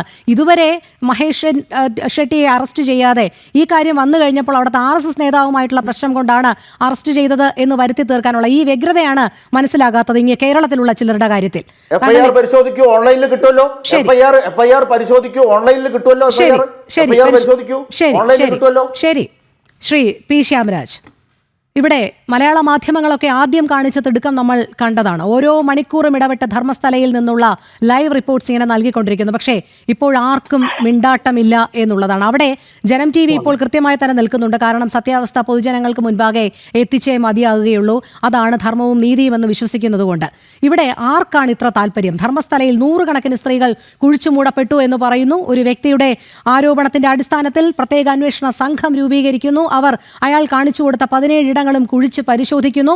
ഒന്നും തന്നെ കിട്ടിയിട്ടുമില്ല. ഇപ്പോൾ നിലവിൽ അയാൾ അറസ്റ്റിലായി 10 ദിവസത്തെ കസ്റ്റഡിയിലുമാണ്. പക്ഷേ ഇപ്പോഴും ഇതിങ്ങനെ പുലമ്പുകയാണ്. വീണ്ടും 100 കണക്കിന് മൃതദേഹങ്ങൾ അവിടെ ഉണ്ടായിട്ടുണ്ട്. അത് കാലക്രമേണ ഒഴുകിപ്പോയതാണ്. അവിടെ ശ്മശാനം ഉണ്ടായിരുന്നു, അതിനടിയിൽ പെട്ടുപോയതായിരിക്കാം. ഇങ്ങനെയുള്ളൊരു 100 ന്യായീകരണങ്ങളുമായി വരുമ്പോൾ ഈ ധർമ്മസ്ഥല എന്ന പ്രദേശത്തെ തകർക്കുക എന്നുള്ളൊരു ഉദ്ദേശം മാത്രം, അതേത് വിധേനയും എന്നുള്ളതല്ലേ നമുക്ക് മനസ്സിലാക്കാൻ കഴിയുന്നത്.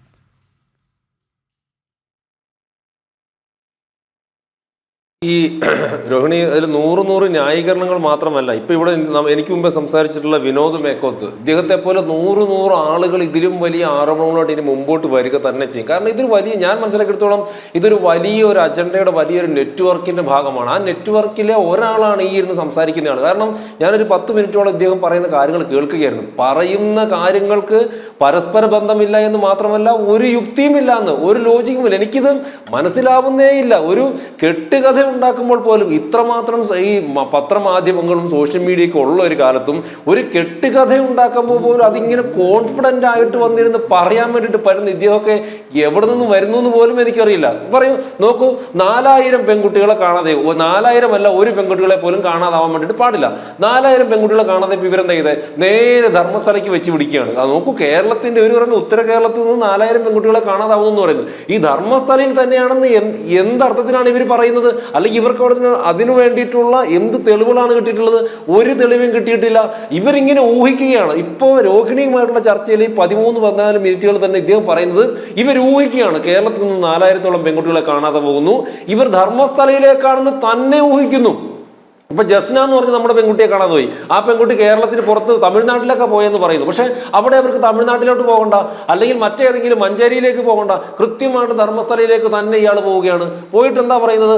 ഇപ്പൊ നിലവിൽ ഒരു വാർത്ത, നിങ്ങൾ ഈ ചർച്ച നടന്നുകൊണ്ടിരിക്കുന്ന സമയത്ത് ഒരു വാർത്തയാണ്, ധർമ്മസ്ഥലയിലേത് കെട്ടുകഥയോ, സാക്ഷിയെ അറസ്റ്റ് ചെയ്ത് SIT ആളുകളെ കുഴിച്ചുമൂടി എന്ന വെളിപ്പെടുത്തൽ വ്യാജമെന്ന നിഗമനം. ഏത് BJP ഭരിക്കുന്നതല്ല, കർണാടകത്തിലെ സിദ്ധരാമയ്യ ഭരിക്കുന്ന, മറ്റേ കോൺഗ്രസ് ഭരിക്കുന്ന കർണാടകത്തിലെ സ്പെഷ്യൽ ഇൻവെസ്റ്റിഗേഷൻ ടീം SIT പറയുകയാണ് ഇത് മുഴുവൻ ഒരു കള്ളക്കഥയാണെന്ന്.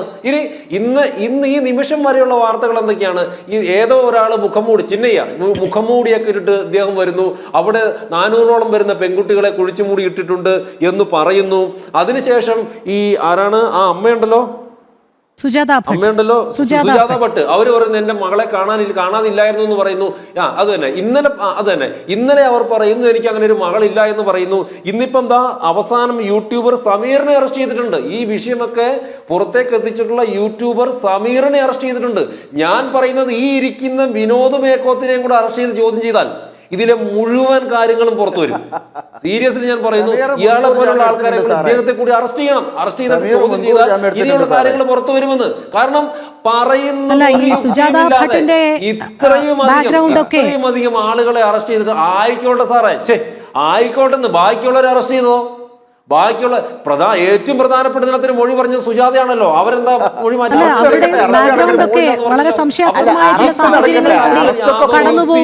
പറയുന്ന ആളുകള് ഈ നുണകളും നുണകൾ പറയുന്ന ആളുകള് ഇയാളെ പോലുള്ളവരെ അറസ്റ്റ് ചെയ്തിടണമെന്നേ. ഈ കള്ളക്കഥ ഒന്ന് പറയും. നിങ്ങൾ 4000 പേരെ കാണാതോട്ട് നേരെ നിങ്ങൾ ധർമ്മസ്ഥലയിലേക്ക് വിട്ടുപോവാ. ഇദ്ദേഹത്തിന് അതിനെക്കുറിച്ച് വലിയ ധാരണയൊന്നുമില്ല. തന്റെ വിശ്വാസപരമായിട്ടുള്ള കാരണങ്ങൾ കൊണ്ട് ഇതിനു മുമ്പ് 2 തവണ പോയിട്ടുണ്ടെന്നാണ് പറയുന്നത്. ഇതിനു മുമ്പ് 2 തവണയേ പോയിട്ടുള്ളൂ. അത്രയും ജ്ഞാനമേ ധാരണ ഇദ്ദേഹത്തിന് ധർമ്മസ്ഥലയെ കുറിച്ചുള്ളൂ. എന്നിട്ടും 4000 പേരെ കാണാതായത് അവിടെ തന്നെ ആയിരിക്കും എന്ന് പറയുമ്പോൾ സാധാരണ അരിയാഹാരം കഴിക്കുന്ന ആർക്കെങ്കിലും മനസ്സിലാവുമോ? പോട്ടെ, തീവ്ര കോൺഗ്രസുമായിട്ട് നമ്മളെ വിമർശിക്കുന്ന ആളുകൾക്ക് എങ്കിലും മനസ്സിലാവുമോ? സാമാന്യ ബുദ്ധിയുള്ള ഒരു മനുഷ്യന് പോലും മനസ്സിലാവില്ല എന്ന്. 2 തവണ പോയി ഉടനെ അങ്ങോട്ട് തീരുമാനിക്കുകയാണ് അവിടെ 4000 കുട്ടികളെ കാണാതായിരിക്കുന്നു. ഇതിനകത്തെ പ്രശ്നം എന്ന് പറയുന്നത് ഇത് ഈ വിനോദ് അടക്കമുള്ളവർ ഒരു നെക്സസിന്റെ ഭാഗമാണ്, ഒരു അജണ്ട ഗ്രൂപ്പിന്റെ ഭാഗമാണ്. കൃത്യമായിട്ട് ഇവരെ പോലുള്ള ആളുകളെ മുഴുവനും അറസ്റ്റ് ചെയ്ത് ചോദ്യം ചെയ്താലാണ് ഇതിന്റെ കാര്യങ്ങൾ വ്യക്തമായിട്ട് വരിക. നോക്കൂ, മലയാള മാധ്യമങ്ങൾക്ക് വന്നിട്ടുള്ള ഉത്സാഹം എന്തായിരുന്നു? കേരളത്തിലെ മാധ്യമങ്ങൾ മുഴുവൻ ഈ കാര്യം ഒന്നറിയുന്നതിന് മുമ്പേ ഇങ്ങനെ എനിക്ക് തോന്നുന്നു മിനിറ്റുകൾ ഇടപെട്ടേ വാർത്ത കൊടുത്തുകൊണ്ടിരിക്കുകയാണ്. ഈ മനാഫ് എവിടെ നിന്ന് വന്നു? ഇതിനകത്ത് ഉൾപ്പെട്ടിട്ടുള്ള ആളുകളെ കുറിച്ചും കൂടെ നമ്മൾ ഈ സമയത്ത് ചിന്തിക്കണം. ഈ മനാഫ് എങ്ങനെയാണ് അവിടെ വന്നത്? അയാൾ ഇതിനു മുമ്പ് എന്താ ലോറിയുമായിട്ട് ബന്ധപ്പെട്ട് അദ്ദേഹത്തിന്റെ ഡ്രൈവറെ കാണാതായ വിഷയമായിട്ട് ബന്ധപ്പെട്ടിട്ടാണ് ഇതിനു മുമ്പ് മീഡിയാസിന് വന്നിട്ടുള്ള പല നിലപാടുകളിലും സംശയം ഉണ്ടായിരുന്നു. അർജുന്റെ അളിയൻ അദ്ദേഹം അന്നേ പറഞ്ഞിരുന്നു ഈ മനാഫ് പറയുന്നത് തെറ്റാണ്, അവൻ കള്ളനാണെന്ന് പറഞ്ഞിരുന്നു. പക്ഷേ അന്നത്തെ ഒരു പ്രത്യേക ഒരു സോഷ്യൽ മീഡിയ സംവിധാനങ്ങളൊക്കെ ഉപയോഗിച്ച് മനാഫിനെ ധീരനും വലിയ മനസ്സലിവുള്ളവനും സാമൂഹിക പ്രവർത്തനമൊക്കെ ആയിട്ട് അന്ന് പ്ലേസ് ചെയ്തു. അതായത് ആ വിഷയത്തോടു കൂടി മനാഫിനെ ഇവർ വലിയൊരു സാമൂഹിക പ്രവർത്തകന്റെയും വലിയ മനസ്സുള്ള ആളൊക്കെ ആയിട്ട് പ്ലേസ് ചെയ്തു. അതിനുശേഷം മനാഫിന്റെ 2ാമത്തെ എൻട്രി അവിടെയാ, ഈ ധർമ്മസ്ഥലയുമായിട്ട് ബന്ധപ്പെട്ടിട്ടാണ്. അപ്പൊ ഇയാൾക്ക് അവിടെ എന്താ റോള്? അപ്പോൾ ഇതൊക്കെ കൃത്യമായിട്ടുള്ള ഒരു അജണ്ടയുടെ ഭാഗമാണ്, ഇതിന് പിന്നിൽ കൃത്യമായിട്ടുള്ള ഗ്രൂപ്പ് ഉണ്ട് എന്നുള്ളത് നിശ്ചയമാണ്. ഇവരെ എല്ലാവരെയും ഞാൻ പറയുന്നത് മനാഫ് അടക്കം വിനോദ് അടക്കം മുഴുവൻ ആളുകളെയും അറസ്റ്റ് ചെയ്ത് ചോദ്യം ചെയ്തിട്ടുണ്ടെങ്കിൽ ഇതിന്റെ വിവരങ്ങൾ മുഴുവൻ വരും എന്നുള്ള കാര്യത്തിൽ യാതൊരു സംശയമില്ല. ഇതിനകത്ത് അത്ഭുതം എന്താ അറിയോ, ഇത്രയുമൊക്കെ നടന്നിട്ടും ഇതിനകത്ത് ഈ പ്രൈം ആയിട്ടുള്ള വ്യക്തി എന്ന് പറയുന്നത് സുജാത ഭട്ട് തന്റെ മകൾ, തനിക്ക് അങ്ങനെ ഒരു മകളില്ല എന്ന് പറഞ്ഞതിന് ശേഷവും ഇത്രയും പേർ അറസ്റ്റ് ചെയ്യപ്പെട്ടതിന് ശേഷവും ഈ നിമിഷം വരെ, ഈ ചർച്ച ചെയ്യുന്ന നിമിഷം വരെ അറസ്റ്റുകളും ചോദ്യം ചെയ്യലുകളും നടക്കുന്ന സമയത്തും ഇപ്പോഴും അതിനെ യുക്തിയില്ലാതെ ന്യായീകരിക്കുന്ന ഈ വിനോദിനെ പോലുള്ള ആളുകളെ കണ്ടിട്ടാണ് എനിക്ക് അത്ഭുതം തോന്നുന്നത്. നിങ്ങളൊരു ഗൂഢാലോചനയൊക്കെ ഇച്ചിരി ബുദ്ധിയൊക്കെ ഉപയോഗിച്ചുകൊണ്ട് അത് മാത്രമല്ല ശ്രീ ശ്യാംരാജ്, ഇനി കേരളത്തിൽ നിരവധി പെൺകുട്ടികൾ മനസ്സിലാകുന്ന രീതിയിലുള്ള ഇത്തരം കള്ളത്തരങ്ങൾ, നിരവധി പെൺകുട്ടികൾ മതപരിവർത്തനം അടക്കമുള്ള ഭീഷണികളിൽ പെട്ട് ആത്മഹത്യ ചെയ്യുന്നുണ്ട്. അവരുടെ ഒന്നും കാര്യത്തിൽ താല്പര്യമില്ല. പകരം ഉത്തര കേരളത്തിൽ നിന്ന് നേരെ ധർമ്മസ്ഥലയിലേക്ക് പോയി അവിടെ അങ്ങ് കുഴിച്ചു മൂടപ്പെട്ടു 4000-ഓളം പെൺകുട്ടികൾ എന്നുള്ളൊരു നിഗമനത്തിലേക്ക് അങ്ങ് എത്തിച്ചേരുകയാണ്. അതിന്റെ അടിസ്ഥാനത്തിൽ ആക്ഷൻ കമ്മിറ്റിയും രൂപീകരിക്കുന്നു. തുടർന്ന് അങ്ങോട്ടുള്ള പ്രവർത്തനങ്ങളും ഇവിടെയുള്ള ചില മാധ്യമങ്ങൾക്ക് വേണ്ടി ഇടനിലക്കാരായും പ്രവർത്തിക്കുന്നു എന്നുള്ളതാണ്. ശ്രീ RV ബാബു, ധർമ്മസ്ഥല കേന്ദ്രീകരിച്ച് ആരോപണം ഉന്നയിക്കുക, അതിന്റെ അടിസ്ഥാനത്തിൽ വലിയ വിവാദം സൃഷ്ടിക്കുക, തുടർന്ന് അങ്ങോട്ട് പൊളിഞ്ഞു വീഴുന്ന കള്ളക്കഥകൾ വീണ്ടും ന്യായീകരിച്ചുകൊണ്ട് ഇതിങ്ങനെ ഉയർത്തിപ്പിടിച്ചുകൊണ്ട് നിൽക്കുക. ധർമ്മസ്ഥല ഒരു വലിയ കൊലപാതക കേന്ദ്രമാണ് എന്ന് വരുത്തി തീർക്കാൻ ഇപ്പോഴും ശ്രമിക്കുന്നതിന്റെ പിന്നിലുള്ള അജണ്ട എന്താണ്?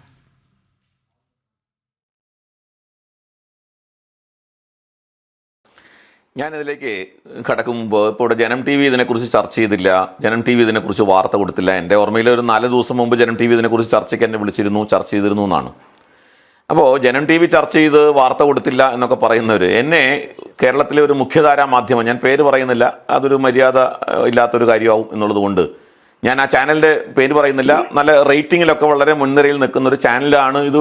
കേരളത്തിൽ 2 ചാനലുകളാണ് പ്രധാനമായിട്ടും മുഖ്യധാരാ ചാനൽ, പിന്നെ മീഡിയ വൺ പോലുള്ള ജമാഅത്തെ ഇസ്ലാമിയുടെ ചാനൽ നിരന്തരം ചെയ്തുകൊണ്ടിരുന്നു. അതല്ലാതെ മുഖ്യധാരാ ചാനൽ എന്ന് പറയുന്ന 2 ചാനലാണ് ഇത് വലിയ തോതിൽ കേരളത്തിൽ പൊലിപ്പിച്ചെടുത്തത്. അതിലൊരു മുഖ്യധാരാ ചാനൽ, റേറ്റിംഗിൽ മുൻപന്തിൽ നിൽക്കുന്ന ഒരു മുഖ്യധാരാ ചാനൽ എന്നെ ചർച്ചയ്ക്ക് വിളിച്ചപ്പോൾ ഞാൻ പറഞ്ഞു, അല്ല ഇതെന്താ സംഭവം, എന്ത് പുറത്തു വന്നു എന്നാണ്, എന്ത് തെളിവുകളാണ് ഇതുവരെ പുറത്തു വന്നത്? ഒരാളൊരു ആരോപണം ഉന്നയിക്കുന്നു, ആ ആരോപണത്തിന്റെ അന്വേഷണം നടക്കുന്നു. നമുക്ക് സാമാന്യ ബുദ്ധിക്ക് നിരക്കുന്നതും വിശ്വസിക്കാവുന്നതുമായിട്ടുള്ള ഒരു കാര്യമല്ല ഈ പറഞ്ഞിട്ടുള്ളത്. എന്താ വെള്ളരിക്കാപട്ടണമാണോ ഈ പറയുന്ന ധർമ്മസ്ഥല വെള്ളരിക്കാപട്ടണമാണോ? അപ്പൊ നമുക്ക് സാമാന്യ ബുദ്ധിക്ക് നിരക്കാത്ത യുക്തിക്ക് നിരക്കാത്ത കാര്യങ്ങൾ പറയുമ്പോൾ ഉടനെ തന്നെ ചാടി കയറി അത്തരം ഒരു ചർച്ചയിൽ പങ്കെടുത്തൊരു അഭിപ്രായം പറയാൻ ഞാനില്ല, ഞാൻ ചർച്ചയിൽ വരുന്നില്ല എന്ന് പറഞ്ഞ് ഒഴിയാണ് ചെയ്തത്. സാമാന്യമായിട്ട് എല്ലാവരും, അത് ജനം TVയും അങ്ങനെ ചെയ്തതിൽ ഒരു തെറ്റുമില്ല. ഇവിടെ ഇപ്പൊ ചർച്ചയിൽ പങ്കെടുത്തുകൊണ്ടിരിക്കുന്ന മാധ്യമ പ്രവർത്തകൻ, അദ്ദേഹം ഏത് മാധ്യമത്തിൻ്റെതാണെന്ന് എനിക്ക് അറിഞ്ഞൂല, പക്ഷേ അസാമാന്യമായി തൊലിക്കെട്ടി വേണം ഇത്തരം പൊട്ടത്തരങ്ങളൊക്കെ പറയാനായിട്ട്.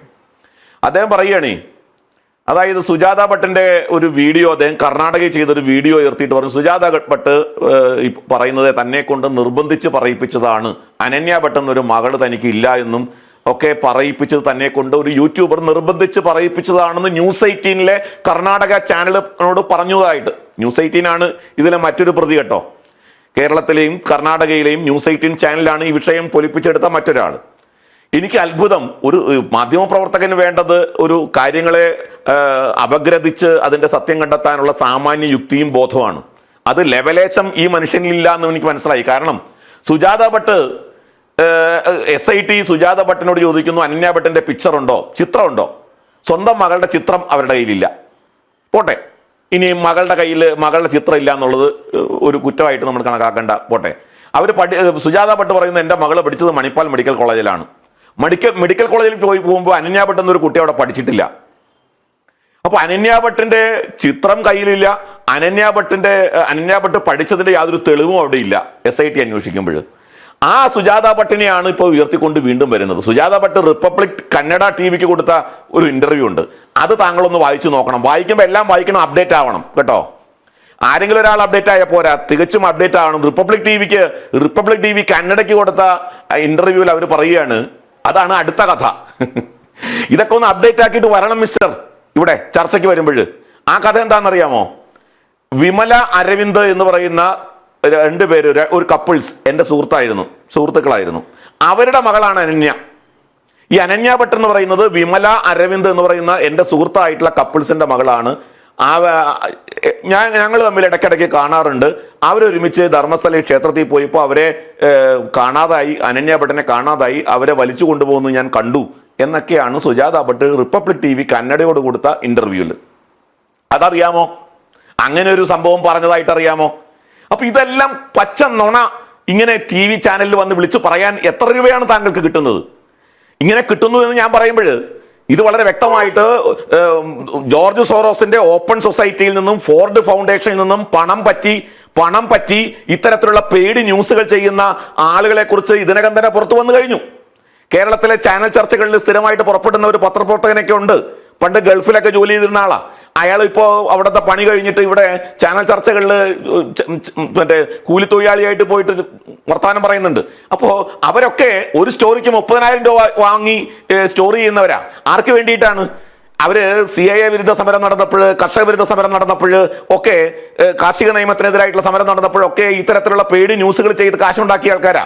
അവരൊക്കെ പുറത്തു വന്നതാണ്. അതൊക്കെ നമ്മൾ ചർച്ച ചെയ്തതാണ്. ഇവിടെ ഇദ്ദേഹം കേരളത്തിൽ നിന്നുള്ള 4,000 പേരെ കാണാതായതായിട്ട് അതിന്റെ പേരിലാണ് അത്രേ ഞാൻ ആക്ഷൻ കൗൺസിൽ ഉണ്ടാക്കിയത്. കേരളത്തിൽ നിന്നുള്ള 4,000 പേര്. മിസ്റ്റർ, താങ്കൾക്കറിയോ, ഒരു 4-5 വർഷം, ഒരു 6-7 വർഷം മുമ്പാണ് നമ്മുടെ കേരളത്തിലൊരു SIT ഉണ്ടാക്കി കേരള ഹൈക്കോടതിയുടെ ഒരു SIT-യാ. എന്തിനാണെന്നറിയാമോ താങ്കൾക്ക്? താങ്കൾ എന്താ മംഗലാപുരത്തൊന്നും പോകണ്ട സർ. താങ്കൾ കേരളത്തിൽ ഈ മുരിങ്ങൂർ ഡിവൈനിൽ വന്നാൽ മതി. 974 പേരെ കാണാനില്ല. 974 പേരെ കാണാനില്ല എന്ന് SIT പറഞ്ഞതാ. Vincent M. പോൾ എന്ന IG-യുടെ നേതൃത്വത്തിൽ കേരള ഹൈക്കോടതി നിയോഗിച്ച SIT കണ്ടെത്തിയതാ 974 പേരെ കാണാനില്ല എന്ന്. ആ അന്വേഷണം അന്നത്തെ കേരള സർക്കാരിന്റെ നിലപാടും, അതേപോലെ ഇന്നിപ്പോ ഇന്ത്യ സഖ്യത്തിന്റെ ഉപരാഷ്ട്രപതി സ്ഥാനാർത്ഥിയുമായി വന്നിട്ടുള്ള ഒരു യോഗ്യനുണ്ട്, ഒരു ജസ്റ്റിസ് സുദർശൻ റെഡ്ഡി. അദ്ദേഹം ഏകപക്ഷീയമായിട്ട് ആ SIT അന്വേഷണത്തെ മരവിപ്പിച്ചു. കാരണം എന്താ പറഞ്ഞതെന്നറിയാമോ?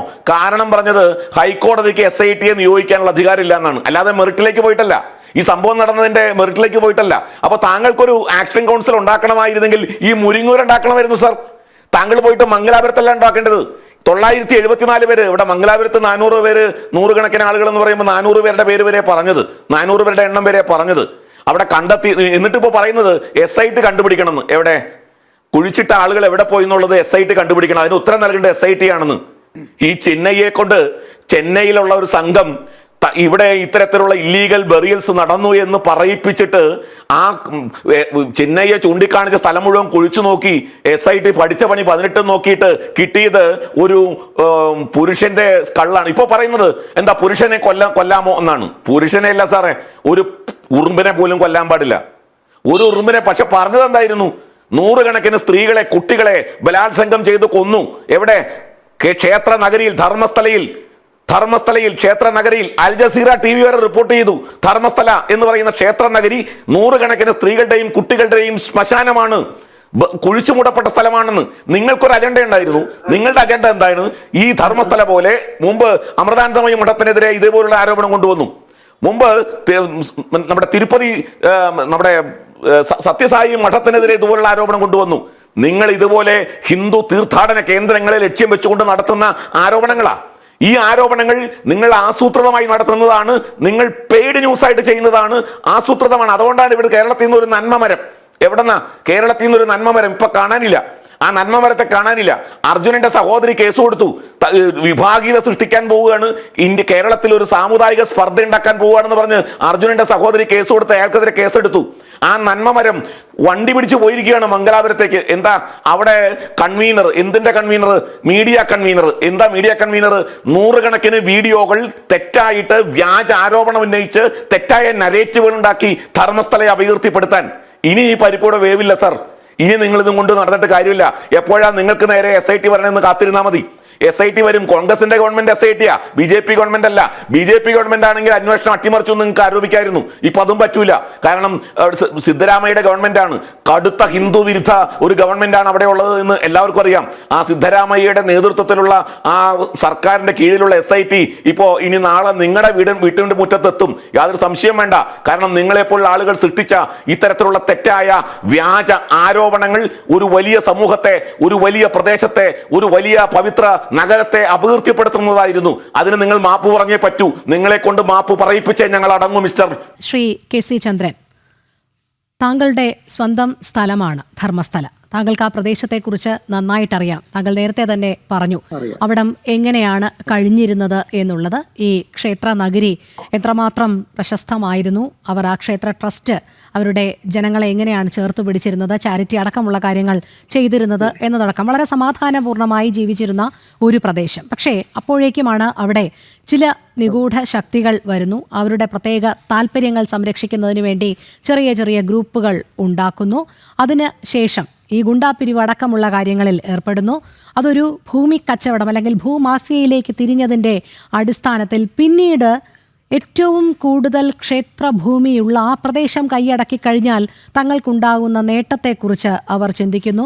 തുടർന്നങ്ങോട്ടാണ് കൃത്യമായ ചില കഥകളും വിവാദങ്ങളുമൊക്കെ സൃഷ്ടിച്ചു തുടങ്ങുന്നതും അത് കൊടുമ്പിരിക്കൊള്ളുന്ന ഒരു സാഹചര്യത്തിലേക്ക് എത്തിക്കുന്നത്. താങ്കൾ അവിടെ ജനിച്ച് വളർന്ന ഒരു വ്യക്തി എന്നുള്ള നിലയിൽ താങ്കൾക്ക് കൃത്യമായി പറയാൻ കഴിയുമോ? ഇപ്പോൾ ഇതിനു വേണ്ടി വാദിച്ചവരൊക്കെ പറയുന്നത് SIT അന്വേഷണം നടത്തുന്നതിന് മുൻപേ മൃതശരീരങ്ങളൊക്കെ ഒഴുകിപ്പോയിരിക്കാം, അവിടെ ഒരു പൊതു ശ്മശാനം ഉണ്ടായിരുന്നു, അല്ലെങ്കിൽ ഉച്ചയ്ക്കാണ് SIT ചിന്നയെയും കൊണ്ടുവരുന്നത്, രാവിലെ SIT കുഴിച്ചു മാറ്റിയിരിക്കാം എന്നൊക്കെയാണ്. എത്രമാത്രം അബദ്ധജടിലമായ കാര്യങ്ങളാണ് ഇവർ ഇപ്പോഴും ഇങ്ങനെ പറഞ്ഞ് ന്യായീകരിച്ചു കൊണ്ടിരിക്കുന്നത്, ശ്രീ KC ചന്ദ്രൻ?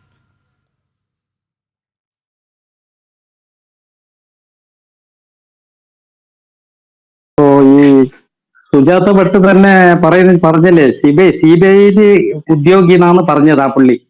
CBI ഒരു ഉദ്യോഗം അങ്ങനത്തെ കളി പറയുന്നത് എന്തിനാന്ന് പറഞ്ഞാല്, അപ്പൊ CBI ഓഫീസർക്ക് തന്നെ ഈ ധർമ്മസ്ഥലത്ത് ന്യായം കിട്ടുന്നില്ല, അപ്പൊ സാധാരണ വ്യക്തിക്ക് കിട്ടുമെന്നില്ല ഒരു സംഗതിയാന്ന് ഉദ്ദേശിച്ചാന്ന് അവരങ്ങനെയല്ല പറഞ്ഞത്.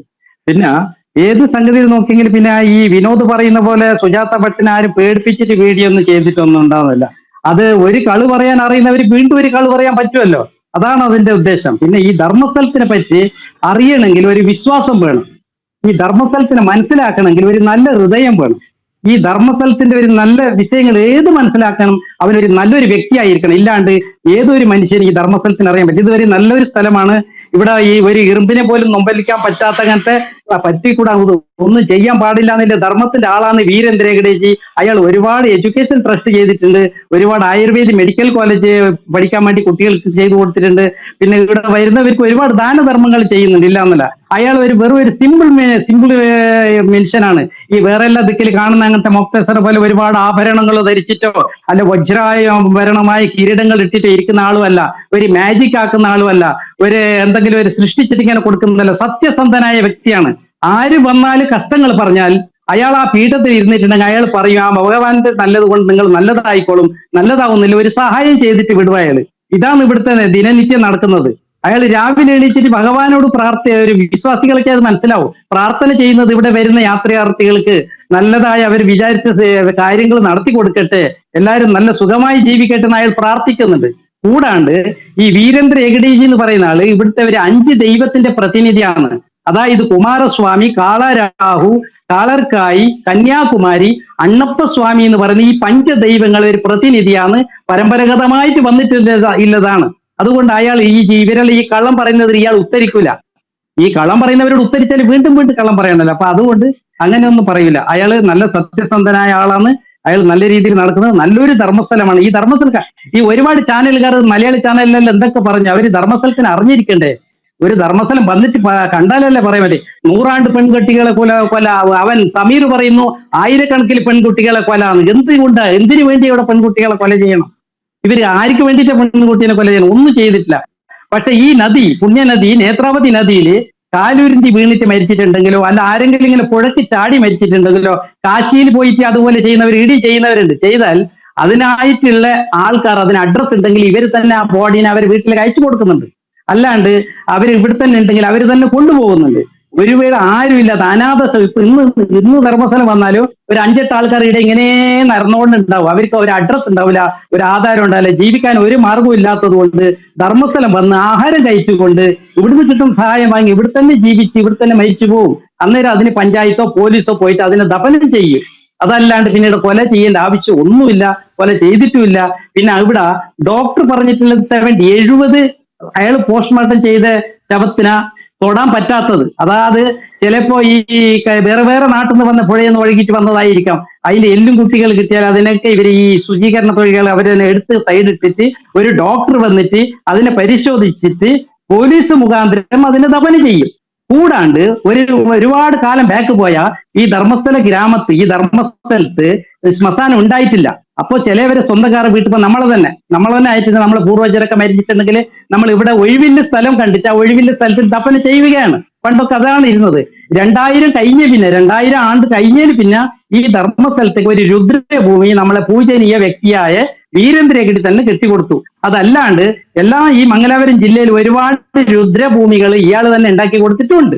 അപ്പോൾ ഇപ്പൊ അതിലാണ് ചെയ്യുന്നില്ല. ശ്രീ കെ സി ചന്ദ്രൻ, സാധാരണഗതിയിൽ അവിടെ ഇപ്പോൾ ദർശനത്തിനായി എത്തുന്ന ഇതര സംസ്ഥാനത്തിലുള്ള ഭക്തരാകട്ടെ അവിടെ വച്ച് കാണാതാകുന്നു എന്ന് പറയുമ്പോൾ ഇപ്പോൾ 1 2 ഒന്നോ അല്ലല്ലോ ഈ ആക്ഷൻ കമ്മിറ്റികൾ ആരോപിക്കുന്നത്, 100 കണക്കിന് ആൾക്കാരാണല്ലോ. സ്വാഭാവികമായും അവിടെ തന്നെ അത് ഉയർന്നു വരേണ്ടതാണ്. അതായത് ഓരോ പ്രാവശ്യം ദർശനത്തിന് വരുമ്പോൾ കുടുംബത്തിലെ ഒരംഗത്തെ കാണാതാകുന്നു, അത് കൃത്യമായി ആ പ്രദേശവാസികൾ അറിയുന്നു, അല്ലെങ്കിൽ നിങ്ങളൊക്കെ തന്നെ ചേർന്ന് അന്വേഷിക്കുന്നു. അപ്പോൾ അങ്ങനെ ഒരു സംഭവമേ ഉണ്ടായിട്ടില്ല, ഒന്നും തന്നെ അങ്ങനെ റിപ്പോർട്ട് ചെയ്തിട്ടില്ല. പിന്നെ അങ്ങനെ എന്തെങ്കിലും പോലീസ് റിപ്പോർട്ട് ഉണ്ടാവുമല്ലോ, പോലീസ് റിപ്പോർട്ട് ചെയ്യണമല്ലോ. ഏതൊരു നാട്ടുകാരനും എവിടെയാണെങ്കിലും പോലീസ് റിപ്പോർട്ടിൽ ഉണ്ടാവുമല്ലോ. അഥവാ അങ്ങനെ മരിച്ചെങ്കിലും കാണാതായെങ്കിലും ധർമ്മസ്ഥലം വന്നിട്ടുണ്ടെങ്കിൽ എല്ലാം പോലീസിലുണ്ടാവുമല്ലോ. ഇത് എന്തൊക്കെ കളി പറയുന്നവർക്ക് എന്തും പറയാം. അതെ, അതെന്തായാലും നമുക്ക് ശ്രീ വിനോദിനോട് തന്നെ ചോദിച്ചു നോക്കാം. ശ്രീ വിനോദ്, കേരള സാരിയൊക്കെ ഉടുത്ത് കൃത്യമായി ധർമ്മസ്ഥലയിൽ എത്തുന്നു, അങ്ങ് അപ്രത്യക്ഷയാകുന്നു, അങ്ങനെയാണ്? അത് ഇവര് പറഞ്ഞതല്ലേ, മറ്റേ ശുചീകരണ തൊഴിലാളിയോട് അവൻ കാശിന് വേണ്ടിയിട്ട് അവൻ എന്തോ ഒന്ന് സൃഷ്ടിച്ച് പറഞ്ഞതേ ഉള്ളൂ. അതിപ്പോ അവൻ അകത്തായല്ലോ, അകത്തായിട്ടുണ്ടല്ലോ. ശ്രീ ചന്ദ്രൻ, വിനോദിനോട് ചോദിക്കട്ടെ ആ ചോദ്യം. ശ്രീ വിനോദ്, അപ്പോൾ ആ ചോദ്യത്തിന് ചന്ദ്രൻ തന്നെ ഉത്തരം പറഞ്ഞു. അതായത് ചിന്നയ്യ പറഞ്ഞതാണ്, കേരള സാരി ഉടുത്തിട്ട് അവിടെ വന്ന് ഞാൻ മറവ് ചെയ്തിട്ടുണ്ട് എന്നുള്ളത് പറഞ്ഞതാണ്. ഇപ്പോൾ വലിയ സംശയം RV ബാബു ഉന്നയിച്ചു, മനാഫ് ആരാണ്? മനാഫ് അവിടെ പെറ്റു വളർന്നതുപോലെ അവിടെ സ്കൂൾ വിദ്യാഭ്യാസം ഉൾപ്പെടെ അദ്ദേഹത്തിൻ്റെ പ്രായത്തിനിടയിൽ ദീർഘകാലം കർണാടകയിൽ ജീവിച്ചൊരു മനുഷ്യനാണ്. അയാൾക്ക് കർണാടക എന്ന് പറയുന്നത് ഒരു ഗൃഹാതുര ഓർമ്മയാണ്. കാരണം അയാൾ പഠിച്ചു വളർന്ന ഒരു സംസ്ഥാനമാണ്, പ്രദേശമാണ്. അയാളുടെ പിതാവ് ഇന്നിപ്പോൾ സാഗര എന്നാണ് ആ മുനിസിപ്പാലിറ്റിയുടെ പേര്, പഴയ സാഗർ എന്നുള്ള മുനിസിപ്പാലിറ്റിയിലെ ചെയർമാനായിരുന്നു മനാഫിൻ്റെ പിതാവ്. അവിടെ നിയമസഭാ തെരഞ്ഞെടുപ്പിൽ മത്സരിച്ച, അതുകൊണ്ട് തന്നെ മനാഫിനെ സംബന്ധിച്ചിടത്തോളം ഒരു സോഷ്യോ പൊളിറ്റിക്കൽ ബ്ലഡ് വന്നിട്ടുണ്ടെങ്കിൽ അതിലൊന്നും ആരും അത്ഭുതപ്പെടേണ്ടതില്ല. മാത്രവുമല്ല കർണാടകയിൽ ഈ ശിരൂരിൽ അദ്ദേഹത്തിൻ്റെ പിന്നെ ലോറി അപകടപ്പെടുകയും പിന്നെ മരണപ്പെടുകയും ചെയ്ത അയാളുടെ ശവശരീരം ഇതേ മനാഫ നേത്രാവതി അല്ലാതെ വേറെ ഒരു 3 കിലോമീറ്റർ അകത്തില്ല ഒരു കാട്ടിന്റെ ഉള്ളിൽ പോയിട്ട് അവനും അവന്റെ കൂടെ ആൾക്കാർ ഇതാണ് നേത്രാവതി, ഇവിടെയാണ് ആയിരക്കണക്കിന് ആളെ കുഴിച്ചിട്ട് തെറ്റിദ്ധരിച്ചിട്ട് അവൻ ഷൂട്ട് ചെയ്തിട്ടുണ്ട്. അത് നേത്രാവതി അല്ല, നേത്രാവതി അല്ലാതെ ഇവിടുന്ന് ഒരു 3-3.5 കിലോമീറ്റർ അകത്തില് വേറെ ഒരു സ്ഥലത്തിൽ ഒരു റബ്ബർ കാട്ടും കൂട്ടിലെല്ലാം കാണിച്ചിട്ട് ഇവിടെ കുഴിച്ചിട്ടുണ്ട്, അവിടെ കുഴിച്ചിട്ടൊക്കെ അതും കളവ് പറഞ്ഞിട്ടുണ്ട്. അവന്റെ മുകളിൽ ഒരു അപവാദവും ഉണ്ട്. എന്താന്ന് പറഞ്ഞാൽ സീരൂരിൽ ലോറി മുങ്ങിയപ്പോ വഴി തെറ്റിച്ചിട്ടുണ്ട് എന്നാണ് അടുത്ത നാട്ടുകാരെല്ലാം പറയുന്നത്. അതിൽ ഒരുപാട് അവർ തെറ്റി ചെയ്തിട്ടുണ്ട്. പക്ഷെ ആ പുള്ളി ഒരുപാട് കള്ളമാണെന്ന് പറയുന്നില്ലത്. അത് വെറുതെ ഇല്ലാതെ എന്തിനു വേണ്ടി ശരി എന്റെ ഊഴമാണ്, എൻ്റെ ഊഴമാണ്. ഞാൻ വേറെ ആര് സംസാരിക്കുമ്പോഴും ഞാൻ ആ രീതിയിൽ ഇടപെട്ടില്ല. എൻ്റെ ഊഴമാണ്, ഞാൻ പറയട്ടെ, അത്രയേ ഉള്ളൂ. മനാഫിനെ സംബന്ധിച്ചിടത്തോളം അയാൾക്ക് നാളീ ബന്ധം കർണാടകയുമായിട്ടുണ്ട്. അദ്ദേഹം കേരളത്തിൻ്റെ പുത്രൻ എന്നതുപോലെ തന്നെ കർണാടകയുടെയും പുത്രനാണ്. അതുകൊണ്ടാണ് അദ്ദേഹത്തിന് ഈ കാര്യത്തിൽ താല്പര്യം വരുന്നത് എന്നാണ് ഞാൻ അനുമാനിക്കുന്നത്. അതവിടെ നിൽക്കട്ടെ. പിന്നെ മനാഫിന് എന്താണ് ഇതിൽ കാര്യം എന്ന് RV ബാബു ചോദിച്ചാൽ ഞാൻ ഇതേ ചോദ്യം ഒന്ന് തിരിച്ചു ചോദിക്കട്ടെ. 2006 മുതൽ 2007 വരെയുള്ള കാലഘട്ടത്തിൽ 974 പേർ ഡിവൈൻ പിന്നെ ധ്യാന കേന്ദ്രത്തിൽ കൊല്ലപ്പെട്ടു എന്ന് പറയുന്നത്. ഡിവൈൻ ധ്യാന കേന്ദ്രം എന്ന് പറയുന്നത് ക്രിസ്ത്യാനികളുടേതാണ്. അവിടെ RV ബാബുവിന് എന്താ പിന്നെ അതിൽ അഭിപ്രായം പറയാനുള്ള റൈറ്റ്? അങ്ങനെ RV ബാബുവിന് അഭിപ്രായം പറയാൻ അതിൽ റൈറ്റ് ഉണ്ടെങ്കിൽ ഇതുപോലെ ധർമ്മസ്ഥലയുമായി ബന്ധപ്പെട്ട ഒരു വിഷയം, കേരളത്തിൽ നിന്നുള്ള ധാരാളം ആളുകൾ പോയി അവിടെ കൊല്ലപ്പെട്ടിട്ടുണ്ട്, മറവ് ചെയ്യപ്പെട്ടിട്ടുണ്ടെന്നൊരു വിഷയം വന്നിട്ടുണ്ടെങ്കിൽ കർണാടകയുമായി നാളി ബന്ധമുള്ള ഒരാൾ എന്നുള്ള നിലയിൽ അതിൽ അഭിപ്രായം പറയാൻ ഇന്ത്യൻ പൗരൻ എന്നുള്ള നിലയിൽ ആ മനാഫിനും അവകാശമുണ്ട് എന്ന് നമ്മളങ്ങോട്ട് മനസ്സിലാക്കുക. അപ്പം ഒരു മിനി വർഗീസ് എന്താ പറഞ്ഞത്? താൻ ഡിവൈനിൽ ബലാത്സംഗം ചെയ്യപ്പെട്ടു എന്ന് പരാതിപ്പെട്ടു. അതിനെ സംബന്ധിച്ച് കേസ് പോയി. അവിടെ പിന്നെ എന്താ പറയുക, കോടതി ഇടപെട്ട് IG വിൻസെന്റ് പോളിനെ കൊണ്ട് കോടതി ചുമതലപ്പെടുത്തി അന്വേഷണം നടത്തി. അവിടെ ചില കുഴപ്പങ്ങളൊക്കെ ഉണ്ട് എന്നുള്ള രീതിയിൽ ആ SIT കണ്ടെത്തുന്ന സമയത്ത് ഈ ഡിവൈൻ കേന്ദ്രം സുപ്രീം കോടതിയിൽ പോയി. സുപ്രീം കോടതി പറഞ്ഞു അങ്ങനെ ഒരു ഡിവിഷൻ ബെഞ്ചിന് ഈ പറയുന്ന രീതിയിൽ അന്വേഷണത്തിന് ഉത്തരവിടാൻ പറ്റില്ല എന്ന് പറഞ്ഞാൽ അവിടെ നിന്നു. 974 പേരാ. ഇത് ഈ പറയുന്ന ചിന്നയ്യ പറയുന്നത് ഏതാണ്ട്, അല്ലെങ്കിൽ അവിടുത്തെ ആക്ഷൻ കമ്മിറ്റി പറയുന്നത് ഏതാണ്ട് 40 കൊല്ലത്തെ കഥയാണ്. ഈ പറയുന്ന 100 കണക്കിന് ആളുകൾ കൊല്ലപ്പെട്ടിട്ടുണ്ടെന്ന് പറയുന്നത്. 485 പേരെ ഞാൻ അവിടെ അടക്കം ചെയ്തിട്ടുണ്ടെന്ന് ചിന്നയ്യ പറഞ്ഞത് 2018 മുതൽ 2008 മുതൽ 2015 വരെയുള്ള 1998 മുതൽ 2015 വരെയുള്ള കാലഘട്ടത്തിലാണ്.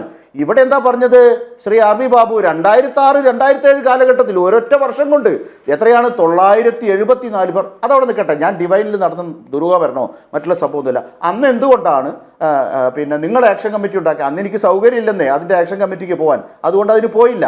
ഇതിന് ആക്ഷൻ കമ്മിറ്റി ഉണ്ടാക്കാൻ എനിക്ക് കഴിഞ്ഞു, അതിൻ്റെ പ്രവർത്തനമായിട്ട് മുന്നോട്ട് പോകുന്നു. അതാണ് ഇതിനെ സംബന്ധിച്ച് പറയാനുള്ളത്. മറ്റൊന്ന്, പിന്നെ ഞാൻ സോറോസിൻ്റെ പണം എണ്ണ ഇത്തിരി നേരം വൈകി. ജനം TV-ൻ്റെ ഈ പറയുന്ന ഇവിടേക്ക് വന്നിരിക്കാനേ സോറോസ് തന്ന പണം എണ്ണി തീർന്നില്ല. അതുകൊണ്ടാണ് ഞാനിവിടെ ഇന്ന് നിങ്ങളുടെ കേന്ദ്രമന്ത്രി, നിങ്ങളതിൽ പെടുമെന്നറിയില്ല, എന്തായാലും BJP-യുടെ കേന്ദ്ര സഹമന്ത്രി പാർലമെന്റിൽ പറഞ്ഞത് ഇന്ന് പത്രത്തിൽ വാർത്തയാണ്. എന്താണ്? സോറോസിന്റെ ഒരു 10 പൈസ ആർക്കും ഇന്ത്യയിലേക്ക് കിട്ടിയിട്ടില്ല എന്ന്. അപ്പോൾ അതവിടെ നിൽക്കട്ടെ. നിങ്ങൾ ഇത്തരത്തിലുള്ള ആരോപണങ്ങൾ നിരവധിയായി കുക്ക് ചെയ്ത് അത് തന്നെ ആവർത്തിച്ച് പറഞ്ഞുകൊണ്ടിരിക്കുന്ന കൂട്ടരാണ്. അതവിടെ നിൽക്കട്ടെ. ആടിനെ പട്ടിയാക്കുന്നതിൽ നിങ്ങൾക്ക് അതിവിദഗ്ധമായിട്ടുള്ള കഴിവുണ്ട്. ഇനി പോട്ടെ, എന്താണ് പിന്നെ എന്താ പറയുക, പാലയൂർ പള്ളി ഗുരുവായൂർ ക്ഷേത്രത്തിനടുത്ത് എന്തേ RV ബാബു പറഞ്ഞതിൽ നിൽക്കാൻ പറ്റാതിഞ്ഞത്? ആരോപണം ഉന്നയിച്ച് വാലും ചുരുട്ടി പോയല്ലോ. പിന്നീട് എന്ത് സംഭവിച്ചു? അവിടെ പാലയൂർ പള്ളി പൊളിച്ചു തുടങ്ങിയോ? എന്താ സംഭവം? പൊളി തുടങ്ങിയോ? ഹിന്ദു ഐക്യവേദിയുടെ നേതൃത്വത്തിൽ RV ബാബുവാണല്ലോ പ്രസിഡന്റ്. തുടങ്ങിയോ പൊളി? പാലയൂർ പള്ളി പൊളിച്ചടുക്കിയോ? അപ്പോൾ എന്ത് കാര്യത്തിലും എന്തും പറയാം. പിന്നീട് അത് നാവ് പിന്നെ പിഴയാണെന്ന് പറഞ്ഞ് ഒളിച്ചോടാം. ഇതൊക്കെ താങ്കൾക്ക് പറ്റും. ഞങ്ങളെ സംബന്ധിച്ചിടത്തോളം ഇതിൽ കൃത്യമായിട്ടുള്ള ഗ്രൗണ്ട്സ് ഉണ്ടെന്നേ, വെറുതെ പറയുന്നതല്ല. ദ ന്യൂ ഇന്ത്യൻ എക്സ്പ്രസ് എന്ന് പറയുന്നത് ജനം TV ബീജാവാപം ചെയ്യുന്നതിന് മുമ്പ് ഇന്ത്യയിൽ പ്രഖ്യാതമായിട്ടുള്ള ഒരു മാധ്യമ സ്ഥാപനമാണല്ലോ. ആ ന്യൂ ഇന്ത്യൻ എക്സ്പ്രസ്സിൽ എന്താ പറയുക, പിന്നെ 2023 ഓഗസ്റ്റ് മാസം 12-ാം തീയതി വന്ന വാർത്തയാണിത്. 4000 പേരല്ല നഷ്ടപ്പെട്ടത്. 2016 മുതൽ 2021 വരെ. ഇംഗ്ലീഷ് മനസ്സിലാകുമെങ്കിൽ ഞാനൊന്ന് വായിക്കാം. 43,278 females, including girls, had gone missing in Kerala from 2016 to 2021, and 40,450, 93% of them were tracked down. The National Crime Records Bureau has said in its flagship report, Crime in India 2021, as many as 2,822 women and 373 girls of them are yet to be tracked. ഇത് വിനോദ് മേക്കോത്ത് ഉണ്ടാക്കിയിട്ടുള്ള റിപ്പോർട്ടല്ല. The new Indian express ഗോയങ്കൻ്റെ പത്രത്തിൽ നിന്ന് വന്നതാ. അപ്പോൾ അത് അടിസ്ഥാനപ്പെടുത്തി തന്നെ ഞങ്ങൾ നീങ്ങിയത്. ഈ പറയുന്ന 3000-ലധികം 4000-ഓളം വരുന്ന സ്ത്രീകൾ, അതിൽ തന്നെ പെൺകുട്ടികൾ കേരളത്തിൽ നിന്ന് നഷ്ടപ്പെട്ടിട്ടുണ്ടെങ്കിൽ കേരളവുമായി അഭേദ്യമായി ബന്ധമുള്ള അടുത്തിടപഴകുന്ന ഒരു പിൽഗ്രിം സെന്റർ എന്നുള്ള നിലയിൽ ധർമ്മസ്ഥലയിൽ നിങ്ങൾ എവിടെയൊക്കെ പോയി നിഗമനത്തിലേക്ക് എങ്ങനെയാണ് ശ്രീ വിനോദ് എത്തിച്ചേരുന്നത്? പെൺകുട്ടികൾ കാണാതാകുന്നുണ്ടെങ്കിൽ അവർ നേരെ പിൽഗ്രിം സെന്ററിലേക്ക് തന്നെയാണ് പോകുന്നത്. കേരള സാരിയൊക്കെ ഉടുത്ത് നേരെ അങ്ങോട്ടേക്കാണ് പോകുന്നത്. അവിടെ നിന്ന് കാണാതാകുന്നു. അതിന്റെ അടിസ്ഥാനത്തിൽ അവിടെ നിന്ന് മൃതദേഹങ്ങൾ കിട്ടും എന്നുള്ളൊരു നിഗമനത്തിലേക്ക് ആക്ഷൻ കമ്മിറ്റി എങ്ങനെയാണ് എത്തിച്ചേർന്നത്? അല്ല, ഈ റിപ്പോർട്ട് നിങ്ങൾ അംഗീകരിച്ചോ? ഈ റിപ്പോർട്ട് അംഗീകരിക്കുന്നുണ്ടോ ഇല്ലയോ എന്നുള്ളതല്ല. ഈ ആക്ഷൻ കമ്മിറ്റി രൂപീകരിക്കുമ്പോൾ ഈ കാണാതായ പെൺകുട്ടികളെല്ലാം അവിടെ കൊല്ലപ്പെട്ടതാണ് എന്നുള്ളത് ആക്ഷൻ കമ്മിറ്റി എങ്ങനെയാണ് നിഗമനത്തിലെത്തുന്നത്? ധർമ്മസ്ഥലയിലേക്കാണ് ഇവർ പോയത് എന്നുള്ളതിന് എന്തെങ്കിലും തെളിവ് ഈ ആക്ഷൻ കമ്മിറ്റിക്ക് അല്ല എന്ന് നിങ്ങൾക്ക് എങ്ങനെ തെളിവ്? അല്ല എന്ന് നിങ്ങൾ എങ്ങനെ പറയുന്നു? അവർ പിന്നെ അങ്ങോട്ട് പോയി. ശ്രീ വിനോദ് മേക്കോത്ത്, താങ്കൾ പറയുന്ന കാണാതായ ആൾക്കാർ അവിടേക്കാണ് പോയത്. ആട് മേയ്ക്കാൻ പോയോ? ഒട്ടകം മേയ്ക്കാൻ പോയോ? പറയൂ. ധർമ്മസ്ഥലത്ത് കാണാതെ ആളിന്റെ ധർമ്മസ്ഥലത്ത് പോലീസ് സ്റ്റേഷനിലോ കാണണമല്ലോ. പോലീസിൽ കാണണ്ടല്ലോ. പോലീസ് റിപ്പോർട്ടിൽ ഉണ്ടാവുമല്ലോ. അങ്ങനെയൊന്നും ഇവിടെ നടന്നിട്ടില്ലല്ലോ. ധർമ്മസ്ഥലത്ത് എവിടെ പോയി? അല്ല, ആര് ചർച്ചയിൽ ഒരു ലെവൽ പ്ലേയിങ് ഫീൽഡ് കീപ്പ് ചെയ്യൂ. നിങ്ങളുടെ സമയത്ത് നിങ്ങൾ സംസാരിക്കൂ. ഞാൻ എൻ്റെ സമയത്ത് സംസാരിക്കട്ടെ. ഇവിടെ 2 ദിവസം മുമ്പ് ജനം TV ഒരു വാർത്ത ചെയ്തു എന്ന് RV ബാബു എന്തായാലും നിങ്ങളെ സപ്പോർട്ട് ചെയ്തിട്ടുണ്ട്. RV ബാബു ഈ പറയുന്ന സംഭവം ഉണ്ടായിട്ട് RV ബാബു ഏതാണ്ട് 4 മണിക്കൂർ മുമ്പാണ് അദ്ദേഹം ഒരു പോസ്റ്റ് ധർമ്മസ്ഥലയെ സംബന്ധിച്ചിട്ടത്. അപ്പോൾ അവർക്കതിൽ ഇൻട്രസ്റ്റ് ഇല്ല. ഇപ്പോൾ അങ്ങനെ ഉണ്ടല്ലോ, യൂറോപ്യൻ ഫുട്ബോളിൻ്റെ ഒരു സ്റ്റൈലുണ്ട്. അറ്റാക്ക് ചെയ്ത് വരുന്ന ആളുകളെ 1 മണിക്കൂറിൽ അല്ലെങ്കിൽ 90 മിനിറ്റ് സമയത്തിൽ 80 മിനിറ്റ് ഡിഫെൻഡ് ചെയ്യുക, എന്നിട്ട് അവസാനം ഒരു കൗണ്ടർ അറ്റാക്ക് ചെയ്യുക. അതുപോലെ ഒരു കൗണ്ടർ അറ്റാക്കാണ് യൂറോപ്യൻ ഫുട്ബോളറെ പോലെ RV ബാബുവും ജനം TV ഒക്കെ നടത്തുന്നത്. കൗണ്ടർ അറ്റാക്ക് നടത്തുമ്പോൾ അറ്റാക്ക് ചെയ്യുന്ന ടീമിന് അവരുടെ ഡിഫൻസ് ദുർബലമായാൽ അതിലൂടെ നുഴഞ്ഞു കയറി ഒരു ഗോൾ അടിക്കാമല്ലോ എന്ന് കരുതിയിട്ടാണ്. അങ്ങനെയുള്ള പണിയല്ല ഞങ്ങൾ നടത്തുന്നത്. ശ്രീ പി ശ്യാംരാജ്, ഇവിടെ ഈ ഒരു നാടകത്തിന്റെ അല്ലെങ്കിൽ കഥകൾ കെട്ടിച്ചമച്ചതിൽ കൃത്യമായ ഒരു അജണ്ട ഉണ്ടായിരുന്നു എന്ന് തന്നെയാണോ താങ്കൾ വിശ്വസിക്കുന്നത്? ഒരു ഹിന്ദു വിരുദ്ധ വികാരം ആ പ്രദേശത്ത് ഉടലെടുക്കുക, അതോടൊപ്പം ക്ഷേത്രഭൂമിയിൽ കണ്ണുനട്ട് ഒരു വിഭാഗം ഉണ്ടായിരുന്നു, അവരുടെ അജണ്ട കൃത്യമായി നടപ്പിലാക്കാൻ ശ്രമിക്കുക, പക്ഷേ പാളിപ്പോകുന്ന ഒരു കാഴ്ച, ഇത് തന്നെയാണോ ധർമ്മസ്ഥലയിൽ ഉണ്ടായത്?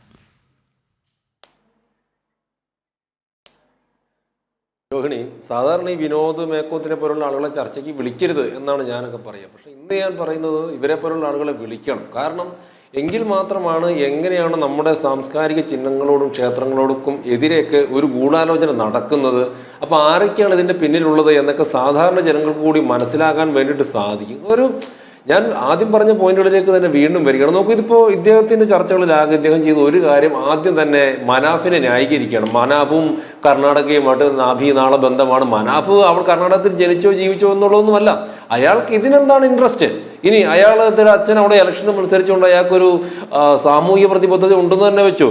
പക്ഷേ എന്ന് വിചാരിച്ച് ശ്രീ KC ചന്ദ്രൻ പറഞ്ഞതുപോലെ മറ്റൊരു സ്ഥലത്തെ ചൂണ്ടിക്കാണിക്കുന്നത് എങ്ങനെയാണ്? മറ്റൊരു സ്ഥലത്തെ ചൂണ്ടിക്കാണിച്ചുകൊണ്ട് ഇതാണ് നേത്രാവതി പുഴ എന്ന് പറയുന്നത് എങ്ങനെയാണ്? അപ്പോൾ ഇതൊക്കെ കുക്ഡപ്പാണ്. ഇതൊക്കെ മനഃപൂർവ്വം ഇവര് അതിനെ നമ്മുടെ ഈ ഒരു പ്രദേശത്തെ മോശവൽക്കരിക്കാൻ വേണ്ടിയിട്ട് മനഃപൂർവ്വം ചെയ്യുന്നതാണ്.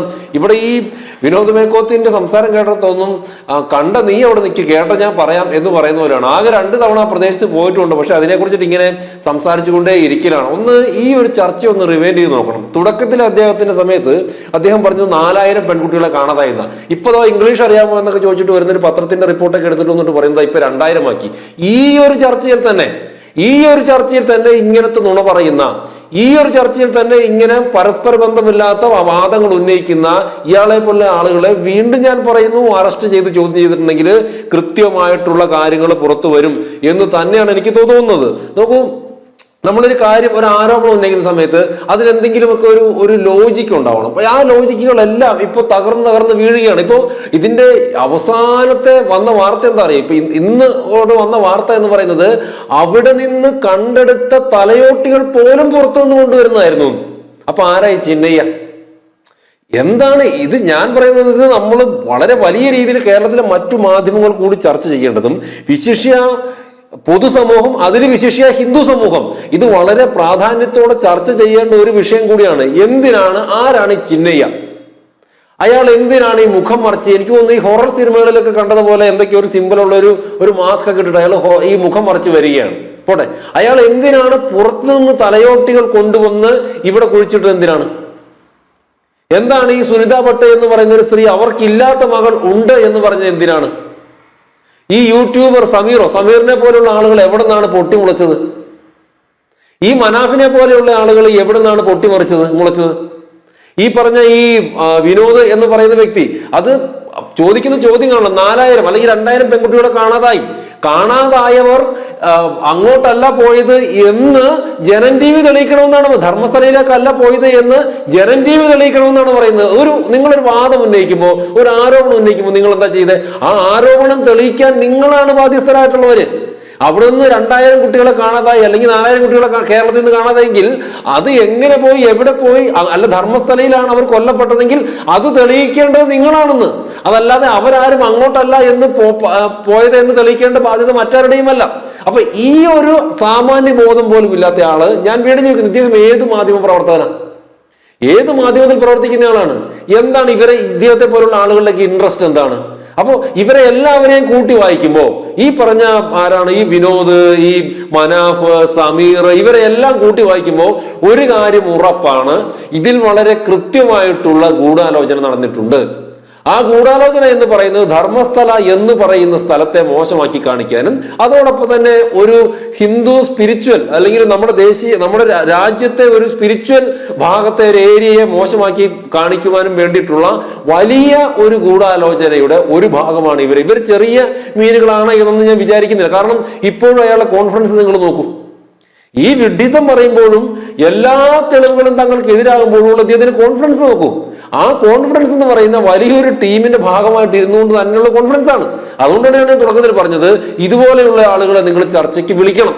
വിളിച്ചു കഴിയുമ്പോഴാണ് കേരളത്തിലെ ജനത അതല്ലെങ്കിൽ സാധാരണ ഹിന്ദുക്കൾക്ക് മനസ്സിലാവുക ഇത്തരത്തിലുള്ള ആളുകളൊക്കെ ഇവിടെയുണ്ട്, ഇങ്ങനത്തിലുള്ള ഗൂഢാലോചനകളൊക്കെ നടക്കുന്നുണ്ടെന്നുള്ളത്. അപ്പൊ അതുകൊണ്ട് ഒരു സംശയവും വേണ്ട, ഈ പറഞ്ഞ കഥകളെല്ലാം പറഞ്ഞ കഥകളല്ല ഇപ്പോ ധർമ്മസ്ഥലയ്ക്കെതിരെ പറഞ്ഞ മാധ്യമങ്ങളെല്ലാം തിരുത്തി പറഞ്ഞുകൊണ്ടിരിക്കലാണ്.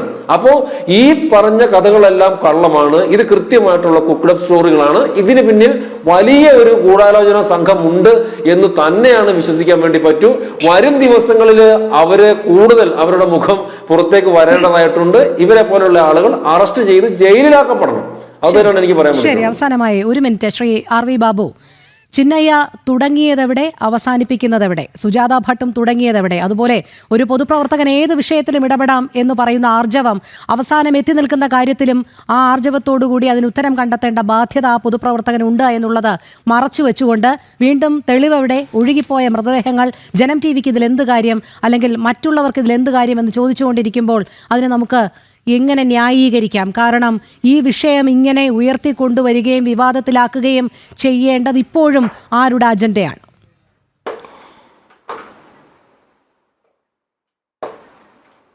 ഞാൻ നേരത്തെ സംസാരിച്ചല്ലോ, അതായത് ഹൈന്ദവ തീർത്ഥാടന കേന്ദ്രങ്ങളെ, ആശ്രമങ്ങളെ, മഠങ്ങളെ, സന്യാസിമാരെ, ഹൈന്ദവ സംസ്കാരത്തെ ഒക്കെ ആസൂത്രിതമായി അപകീർത്തിപ്പെടുത്താൻ, ആക്രമിക്കാൻ വേണ്ടി ശ്രമിച്ചുകൊണ്ടിരിക്കുന്ന ഒരു ശക്തിയുണ്ട്.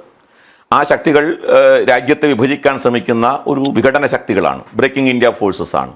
അവരുടെ അജണ്ടയിലാണ് ഇതെല്ലാം രൂപപ്പെട്ടു വരുന്നത്. ഇപ്പം ഇവിടെ ശ്രീ വിനോദ് പറയുകയുണ്ടായി, ഞാൻ ഈ 4 മണിക്കൂർ മുമ്പാണ് ഫേസ്ബുക്ക് പോസ്റ്റ് ഇട്ടുന്നത്, അദ്ദേഹം ഒന്നും പഠിക്കാതെയാണ് വരുന്നത് എന്നുള്ളത് മനസ്സിലായി എനിക്ക്. ഇപ്പോൾ ഈ കാര്യത്തിൽ ഒന്നും പഠിക്കുന്നില്ല എന്നുള്ളതാണ്. ഞാൻ ഓഗസ്റ്റ് 15-ാം തീയതി തന്നെ കർണാടക ആരോഗ്യമന്ത്രി ഈ വിഷയത്തിൽ പരസ്യമായി അഭിപ്രായം പറഞ്ഞ് രംഗത്ത് വന്ന ആ സമയത്ത് മനോരമ ചെയ്തിട്ടുള്ളൊരു പോസ്റ്റർ എടുത്ത് കൊടുത്തിട്ട് ഞാൻ എൻ്റെ ഫേസ്ബുക്ക് പോസ്റ്റ് അന്ന് ഒരാഴ്ച മുമ്പേ ചെയ്തു. 4 മണിക്കൂർ മുമ്പല്ല, ഒരാഴ്ച മുമ്പേ ചെയ്തു. അപ്പോൾ അതുകൊണ്ട് ഞാനത് ചെയ്യാതിരിക്കുന്നതിന് കാരണം ഇതിന്റെ വസ്തുതകൾ പുറത്തു വരാതെ ഒരു അഭിപ്രായം പറയുന്നത് ശരിയല്ല എന്നുള്ളതുകൊണ്ടാണ്. പക്ഷേ ഇദ്ദേഹത്തിന് ഒരു വിഷമവും ഇല്ല. അദ്ദേഹം പറയുന്നത് ഡിവൈനിലെ 974 പേര്, ഡിവൈനിലെ 974 പേര് മരിച്ചതിൽ എനിക്ക് അതൊരു കുഴപ്പമൊന്നുമില്ല, ഞാൻ അതിലൊന്നും ചെയ്യില്ല, അത് വേണമെങ്കിൽ ബാക്കിയുള്ളവർ ചെയ്തോട്ടെ, ഞാൻ മംഗലാപുരത്തേക്ക് വണ്ടി പിടിച്ചു പോകും, അവിടുത്തെ കാര്യം ചെയ്യും. ഇദ്ദേഹം ഉദ്ധരിക്കുന്ന ഒരു റിപ്പോർട്ടുണ്ട് 2016 മുതൽ 2021 വരെ, അതല്ലേ വർഷം പറഞ്ഞേ, 2016 മുതൽ 2021 വരെ. എന്നാൽ ഈ ചിന്നയ്യ ജോലി ചെയ്തതോ 995 മുതൽ 2014 വരെ. അപ്പോ ഈ പറയുന്ന കാലഘട്ടത്തിൽ പോയ കുട്ടികളല്ല. ഇദ്ദേഹം ഉദ്ധരിക്കുന്ന റിപ്പോർട്ട് 2016 മുതൽ 2021 വരെ ഇന്ത്യൻ എക്സ്പ്രസിന്റെ റിപ്പോർട്ടാണ് ഉദ്ധരിച്ചത്. 2016 മുതൽ 2021 വരെ നഷ്ടപ്പെട്ട കുട്ടികൾ എന്ന് പറയുമ്പോൾ അതിനു മുൻപേ നഷ്ടപ്പെട്ട കുട്ടികളാണ് യഥാർത്ഥത്തിൽ 2014 മുതൽ 2014 എന്തായാലും ധർമ്മസ്ഥലയിലെ കള്ളങ്ങൾ ഓരോന്നായി ഇങ്ങനെ പൊളിഞ്ഞു വീഴുകയാണ്. അപ്പോഴാണ് എന്തിനായിരുന്നു ഈ നാടകം, ഈ തിരക്കഥയ്ക്ക് പിന്നിൽ ആരൊക്കെയാണ്, ഇവരുടെ അജണ്ട എന്താണ് എന്നുള്ളത് വ്യക്തമാകേണ്ടത്. എന്തായാലും വരും ദിവസങ്ങളിലും അതിന് കൃത്യമായി ഒരു ഉത്തരമുണ്ടാകും എന്ന് തന്നെ നമുക്ക് കരുതാം. ജനം ഡിബേറ്റ് പൂർണ്ണമാകുന്നു. പങ്കെടുത്ത എല്ലാ അതിഥികൾക്കും നന്ദി. ഒപ്പം പ്രേക്ഷകർക്കും നമസ്തേ.